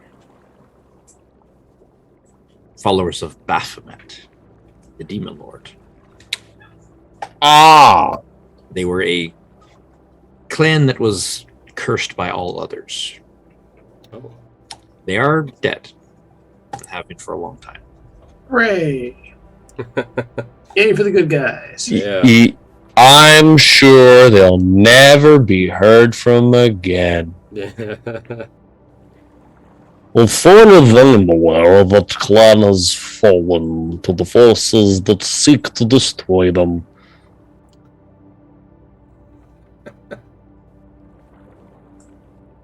Bids you to come here. Have you come to deal with the darkness within? Sure. Yeah, let's talk about that darkness. How would one get to where they are? How dark is it? How dark is it? It's a magic missile. There are slight passages into other areas of Drugfrost Keep. Much of our stronghold now lies in ruins, but much has still survived, even through multiple cataclysms. We have the Axiom crystals to thank for that.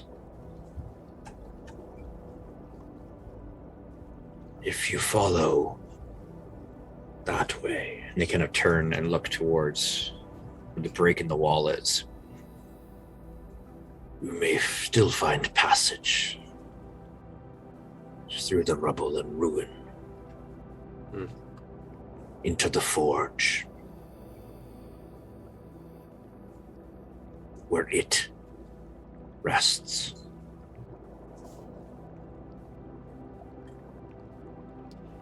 Do you happen to know what it is? Or who it is?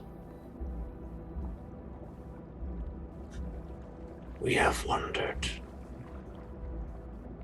for ages. It is beyond our ken.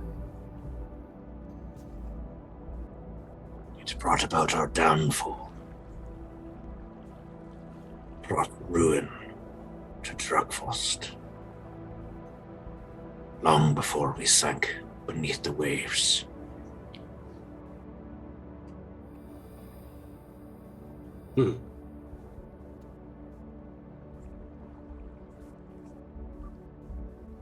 That's interesting.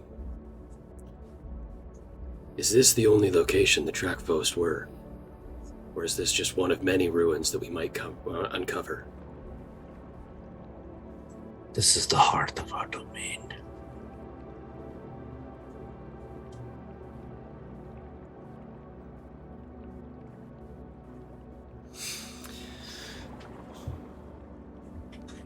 One more question for you.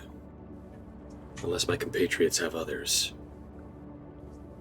Does the name... Where's the bathroom?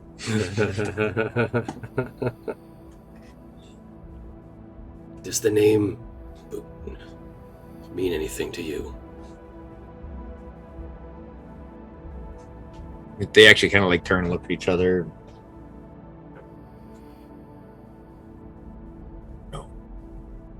Should it? Well, we were sent here on a fact-finding mission by a ship Boone, which is one of the groups of dwarves and others that are in the nearby city. We were just wondering if perhaps there's some legacy to that name that we weren't aware of. It is not a name that we know. Okay. Doesn't even sound dwarven. Not a proper dwarven, at least. Been 5,500 years. Proper dwarven looks different now. Are you thinking that Boone are the descendants of these guys?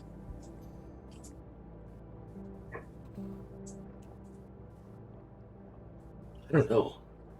Oh, okay. These guys are claiming the Drugfast are gone. Pre-cataclysm, they were wiped out by whatever's downstairs.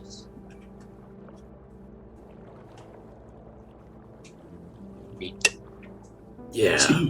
I see Dinar point down. It's like, all right, redoubling my efforts looking for a trap under the chair. You can give me another investigation if you want. Damn straight, I will. If you if you wish real hard. That's a 6. Mm, Adjusted 6. Just saying. no idea. No, you don't find anything. You're searching really hard, but Solid rock down here, man. yeah. Looking at the underside of the chair. Looking, yeah, no, it's Dinar will pull out his copper wire, point back at Tayland. Is there anything else you want to know? Anything else you think we could ask them?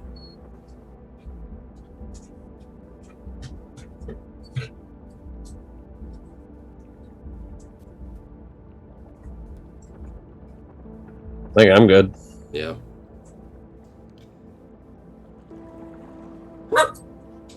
I'm not super into the whole history aspect of things. Yeah. I mean, I like reading, but actually like learning history, unless it's in song form. If it's not super relevant to your current. Do you have any ancient dwarven songs that have been lost to time? Of course we have dwarven songs. But you are not dwarven. Hmm.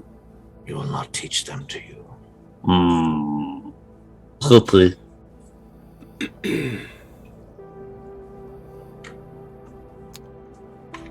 Like, I think you can stop busting around that chair.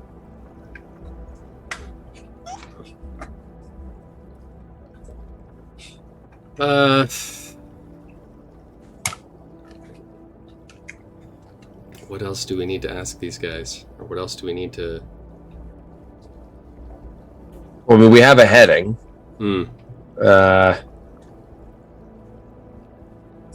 they're not going to tell us anything really important because we're not dwarves.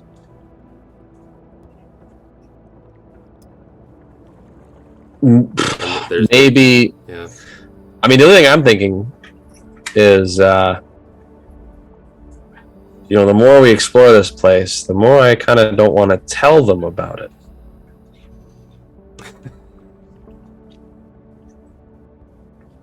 Because I feel like they're just going to come down here and start, just grabbing everything and excavating the place. And, you don't want to tell Ship Boone about it. Yeah. I agree. But we kind of have to. Well, maybe. But if we don't. I mean, well, I guess we could just go back as failures. Failures in their eyes might be the wisest choice. We don't owe a lot of allegiance to Ship Boone. We owe allegiance to Captain Boone. Indeed. Something to think about. Yeah. Do we want to check the rest of this place out? Make sure we're not, missing out on anything important, like treasure. I think it wise to grab all of those artifacts in the other room carefully. It should be done on the way out, though. Yeah. I don't know. My concern with that is we don't actually know if touching them alone is enough to get us cursed with it. Well, I do have an unseen servant that might be able to help us out. Interesting. That could work. But I don't know how much he can carry, really. A fair bit, actually, I believe. I think he's an 8 of strength, so he can carry like a decent amount. Probably not all of it, though. Yeah. You have to do several trips. Yeah, which is fine. Or give him like a keg or something. While these guys are having their private conversation, I was going to see if this coral tastes different than the stuff upstairs, because, I've given up on finding the secret door. So, do we want to go that way, or do we want to head back up to the ship? Like, tastes like saltwater taffy. Oh, really? Oh, that's I'm delicious. digging in then. I mean, if we're just we just look over, we see Flick just going. I think we should probably get moving before something happens to Flick. Yeah, you're probably right. We have our heading. On your leave, Captain. Dinar's going to make one more comment to the Drakfost Undying. It's probably a fair assumption that you are not interested in more visitors of the non-dwarven kind. Would that be fair? Obviously. Do you have any advice on how we might cover what is visible from the surface?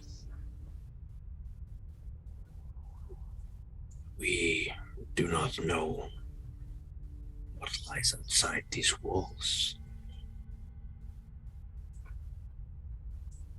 I have no advice to give on what we cannot see. Don't tell people. That's only going to go so far. Unfortunately, one of your primary towers is visible from the surface of the water. You're not the first visitors to come over the years. Really? Now we're onto something. Who or what else has come in to visit? The Marrow have come often. Jeez. The Marrow? Sea folk. Oh, God. Oh. Despicable creatures. Do they steal or do they just squat? They tried to make a lair of our great hall. There was nothing left of them. The automaton sorted that.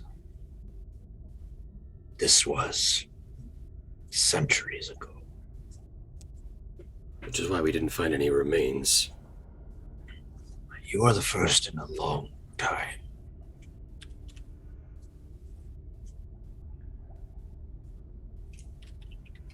I don't think there will be too many visitors unless you say that our ruins are more visible. They're visible. There is also a search party looking for this ruin, which perhaps has not happened in the past. So you are visibly exposed, but you are also now being sought. The two figures kind of, again, look towards each other. You get the sense that there's kind of communication passing between the two of them that is outside of your minds. The one on the left now kind of turns, and it's been the one on the right that's been speaking. Or sorry, on my right. Thanks. So this guy down here has been the one speaking. You kind of get that impression. The other one kind of turns and looks at you now.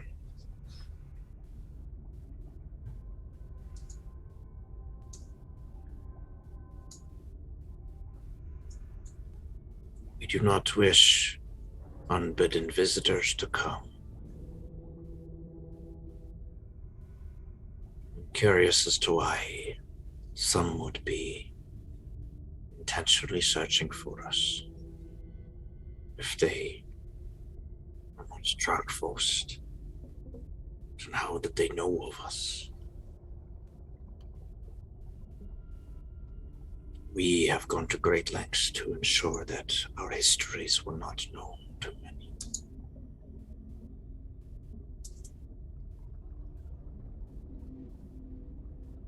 Perhaps it is time for us to wake the others. Others? Aye. The rest of the Undying. Are the others watchers like yourselves, or are they more security? Some are watchers, some are sentinels. We have different purposes. We alone have been sentient and awake throughout the millennia. They have enjoyed the undying sleep undisturbed for 5,000 and more years. Bringing them to will not be an easy task. We were meant to wait until the Dragforced returns, so that we could wake once more and lead our descendants in the knowledge that we have kept for them.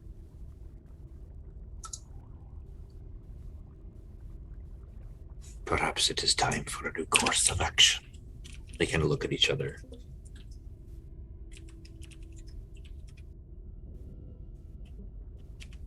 I do think it is time to wake them.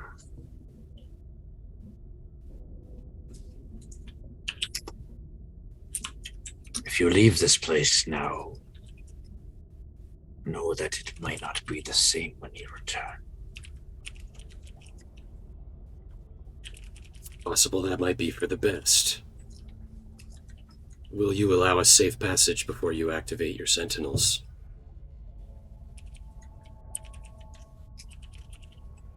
It will take time to wake them. We can open the doors for you to leave, though.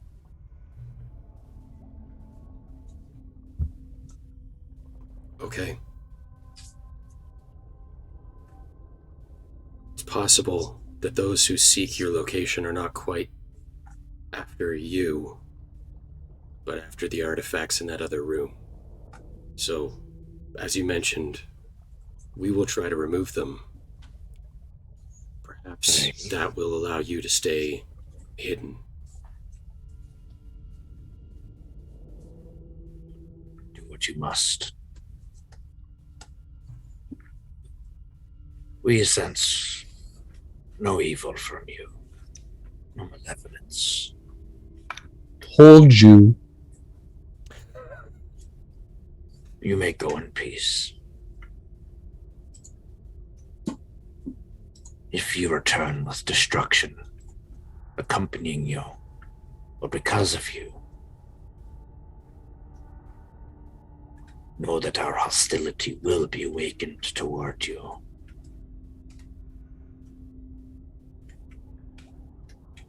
But you speak our language. You are dwarf friend, it would seem. Hold true to that path. And you may count us as friends, such as we are. We would even allow the goblin here. And they turn and look at Flick.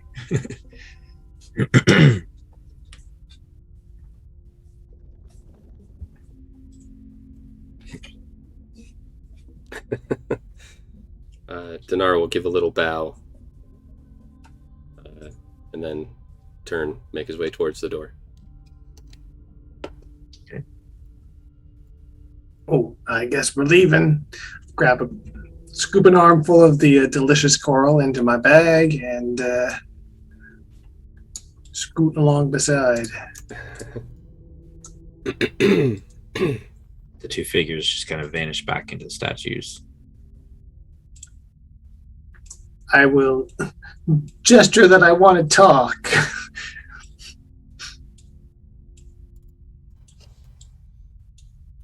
What's up, Flick? Yeah, boy. All right, which one of you pissed him off? Why'd they leave? That was Dinar. I knew it. Nobody pissed anybody off. That was a very friendly conversation. We, however, are going to leave. We're going to grab the artifacts, and we're going to go. We're not going to check out the caved-in area that might lead to more treasure. The caved-in area leads to the being that wiped out the Drakfost before the cataclysm. Wow. We struggled to fight the beast, the automaton. Okay, nobody tell Torque what's down that way then. No. Because he will want to kill it. Yeah, I mean, biting off more than you can chew. So that was what you were doing earlier. What are we waiting for? Tummy's full now. I'm good. It's a little pointy in there, but I'm sure. Certainty of death. Small chance of success. Yes. Very well. Waiting for. Perhaps we should extricate ourselves from the situation then. Yeah. Look at me using big words. Let's round up some goodies and get the hell out of here. Well, I got my goodie bag. You got a goodie bag. Dinar, where's your goodie bag? Yeah, I don't have one. I actually don't know if Dinar has a backpack. Well, he must What? have a backpack. He's got a backpack. We would have dumped out whatever stuff can't be underwater, but we would have taken bags, I would assume. Yeah. Flick can be your backpack while you run. Stacks, man. All right. Let's so what is the plan with these artifacts then? Are we going to Well, Nobody's big got old- mage hand, huh? I've got mage. Oh, hey, look, some more friends. They are the same two that have appeared by the doors now, and as Hey, look, it's our promised, they friends. are kind of through some forces they seem to possess, are like pulling the doors back open. I mean, I've got this delightful burlap sack. If you want to mage hand some crap into here, I will gladly carry it out. Sure. Dinar will. I do have mage hand prepared, so. It's not going to be enough to. I guess some of them. Well, mage The hand. suit of armor, I says- don't know. It's 5 pounds. You could maybe push it. The hand can't attack, activate magic items, or carry more than 10 pounds. Oh, 10. Yeah. Okay. So it can pick up to 10 pounds and place into Blick's bag. Yeah, I'm not going to carry armor. Yeah, the suit of armor and the maul are the big kind of problems. I think for the maul and the suit of armor, we should try to strap them to Torque's shell, Swiss Family Robinson style, as Jack described his character to me. Is that going to work? Do we think? I don't know. We got rope, and that's how his maul and his. To be fair, it wasn't exactly the strap part. That's what I was questioning. We could just drag them out, right? Just that's true. tie the rope to them and just pull it out. It's not like that is true. I mean, the armor's not going to fuse to anybody if we don't place it where it's meant to be. I think the armor will be fine. It's the maul that's a. Well, Torque already touched the maul. Torque did tried to break it. Yeah. He tried to break it. Yeah. And it's apparently not attuned to him. Yeah. So he could probably just carry that thing out. Famous last words. I will double check his current rig for carrying his anchor, and just try and replicate that in rope, if I might. Easy enough. All right. Noted. We'll grab everything there. Okay. And make our way for the exit. So you can list these, whoever wishes to, as axiom hammer. So axiom in front of each one to let you know kind of what they're made out of. I didn't mean to. Sorry for the caps. I didn't mean to yell at you there. Axiom. There's a warhammer, a longsword, plate armor, what appears to be a halberd axe sort of thing. So you can just put halberd for now. And oh wow, a pole axe. It's of dwarven design. Like, you guys haven't seen this before. It's a weapon that currently isn't in use or isn't in circulation. Okay. So it's something. It's like a long, like a halberd, like a polearm type thing, but the design of the axe on it is unusual. It's different. It's nothing that you've seen before. So, Greg, sorry, was it 4 items? 5. It's 5. Okay, so there is a hammer and a warhammer. So the maul.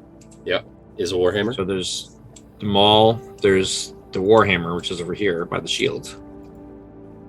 Oh, okay. There's the sword. The halberd and the armor are together. Oh. But they're separate items. I see. Yep. I hadn't zoomed in that far. And then there's the maul.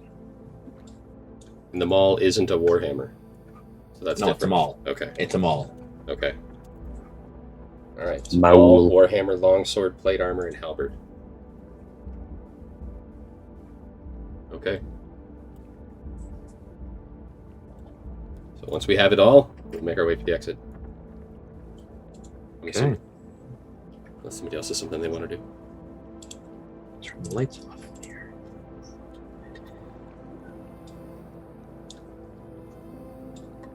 The doors have been opened for you. The 2 undying. Hey, how you doing?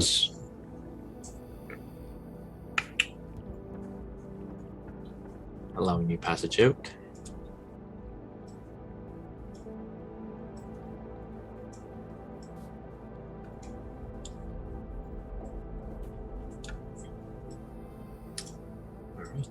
Oh. There's a passageway over here. There is. Was that there before? I don't know, we kind of beeline for the doors. It was, to be fair, I think kind of the direction you guys were coming in, it would have been kind of like back and... Yeah, and it was, yeah. Yeah. So as you're coming out, you do now see that there are kind of walls, constructed walls set into the cavern on the side here. Doors are open. And it appears to be a wide, almost kind of like a side road if you would, you can actually see on the ground here where it's kind of been worn in. At one point, it would have been, well traveled. Whatever passage is beyond has been collapsed in by rubble blocking. There's just a couple spots here where you can see a glowing, pulsing, deep orange light. And as you look at this pile of rubble and where the light's coming through, even underwater, you can just kind of see like the shimmering of heated water. It bubbles. Coming up. I'm gonna look at bubbles and then look at the bubbles. He looks at you and goes,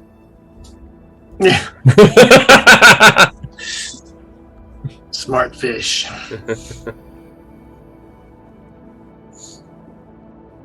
Right. All right, I think we know where that goes. Yeah, I feel pretty confident. That does kind of answer one of the questions we had, though. It does eventually lead back into the volcano. Yeah. And perhaps another way we would have gotten here if we had continued down that watery path. Although, I don't know how far Maybe. away we are. That might have been Where obvious there travel. were, yeah. you are pretty far away, but lava tunnels can go a long way. All right, so as you make your way out from the passage back down the winding submerged cavern back to the archway, the broken statues beyond to Just the gonna large flip them off as well. dome-like cavern with the engraving of the Drakvost crest in the parade square. Moving back into the sunlight filtering through. Once again surrounded by teeming life, vibrant colors, varieties of fish, all sorts of sea life. Coming out from the shadow of the cavern dome, looking up, you see the bottom of your ship. That's good. The anchor set into the ground below. At the bottom of another ship. No, there are no other ships. I'm assuming you guys are just I cast water walking. okay. Whoosh. I do not want to be down here anymore. All of a sudden, you all just kind of like feel like an immense buoyancy just kind of fill you and surround you as you just Superman my straight way up. And as you break the water, you and you come and you land. Everybody give me a dexterity saving throw here. Oh, come on. I See gotta how- make this. I gotta make this. I want to see how gracefully you land on the water here with water walking. 14. Can I, as we get airborne, can I misty step onto the deck of the ship? You totally can. Beautiful. Then I'll just do that. So skid to a halt and wait for everyone else to walk over like chumps. I want to say that Dinar was caught off guard. I rolled a 7 plus my dexterity saving throw of 1. So 8. Okay. So, Talon, it's not as smooth as you'd like, but it's pretty decent. Like, you can land, you're like, you got it. Tor kind of just lands and like does, kind of like the 3-point landing, like, hero pose. Dinar, it's a weird experience for you. You were in water, and you're moving really fast, and then you're suddenly in air, moving fast, and then you're moving back down, and you're expecting to go through the water, but then you land on the water, you don't get hurt, but it's not very pretty. Thankfully, nobody seems to be watching because they were all kind of doing their own thing. Flick is just like baffed away, and he's over there on the ship now. So, however embarrassing it was, you can kind of keep that to yourself. Like, Finally, we're outside again. Dinar's going I to can quickly stand hear up, my own voice once more. brush off his shoulders, even though he was underwater. yep. That went well. I mean, that went well. Now, you couldn't hear it when I said it, but when I cast that spell that propelled us up here, what I said was, heave her up and away we'll go. You know, it just clued into me right now how quiet it was down there.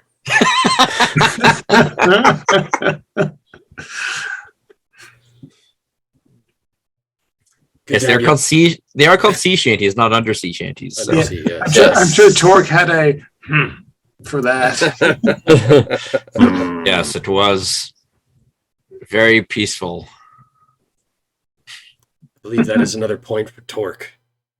No, that's a point for Flick. Damn right it is. Not that I believe I'm the arbitrator of this whole thing. So Yeah, he's not someone's really the referee keeping here. I mean, At least half a point for me. I was going to say No. maybe 5 points for Flick because that thing was easily 10 times his size.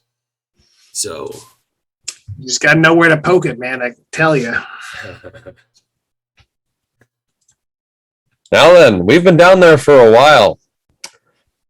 Let's get on that ship, boys. I'll eat when I'm hungry. I'll drink when Got the I'm ladder dry. down for them. The sails are already on their way up. It's like Hard times don't kill me. I'll lay down and die. Start dumping out my pistol. What time of day would it be now? I'm trying to remember when we went down. It was late afternoon, I believe, when you guys. Yeah, I think it was. I think it was like almost evening. So it actually would be, it'd be night as you guys are. So we better rest. Yeah. Yeah. Or else we're going to Twilight take some coming on. exhaustion. So as you kind of make your way back onto the boat and kind of prepare to lift anchor and move on, Talon, you hear a increasingly familiar voice in your head. Mm-hmm.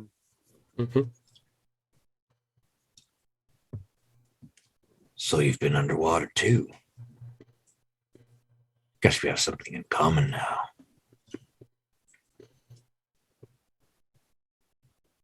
Well, more in common than we already have.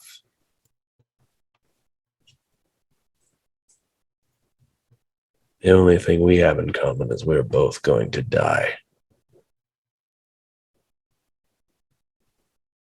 Could be.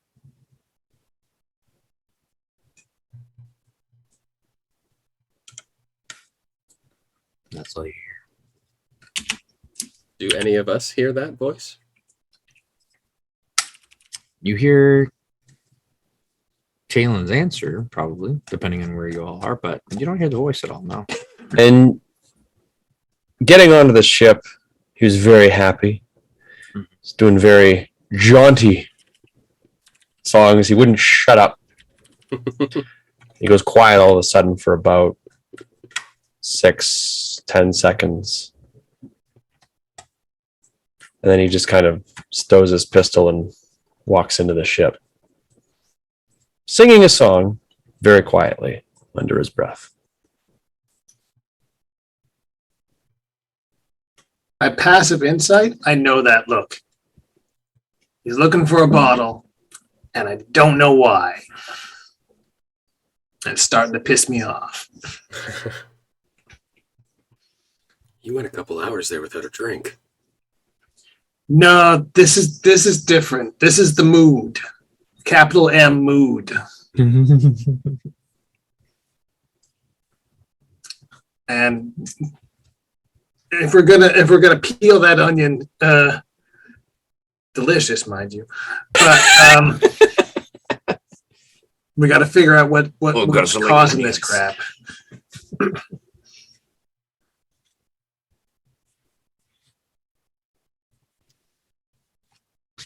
Yeah, because that's odd. As soon as Yep. we got on the ship, he was all jovial and then suddenly not. Comes out of friggin' nowhere, and suddenly he's in the mood. And bottom of the bottle he goes. He's almost tolerable otherwise. Almost. Almost. Let's get some rest. Maybe we can ask him in the morning. There's no point in asking them now, that's for sure. What do you do with a drunken tailend early in the morning? Sorry, early. We ask him all Early the secrets. in the morning. When his inhibitions are lowered, we ask him all the secrets. And I shave his belly with a rusty razor, but that's for another time. That's for another time. Well, as you get some rest, prepare to set sail on the Stormcaller in the morning, presumably to return to the port, or to move on in search of other things. Wherever the wind takes you, we will pick it up there next time. Thanks for watching, everybody. Thanks for hanging out with us as we play some Dur, some furnished caves and reptilian arsonists. Reptile arsonists. Glorious. Absolutely glorious. Or Dungeons and Dwarves, I guess. Yep. Dungeon Depths and Dwarves in this instance. But yes, thanks for watching us. Again, please check us out on the YouTube and the Twitter and the Podbean and all the things. Make sure you follow us, and please tell people to come and hang out with us so we can entertain you. Hopefully this has been entertaining for you. I'm entertained. Are you not entertained? Are you not entertained? Catch you next, everyone. Wind at your back, lads, wherever you go.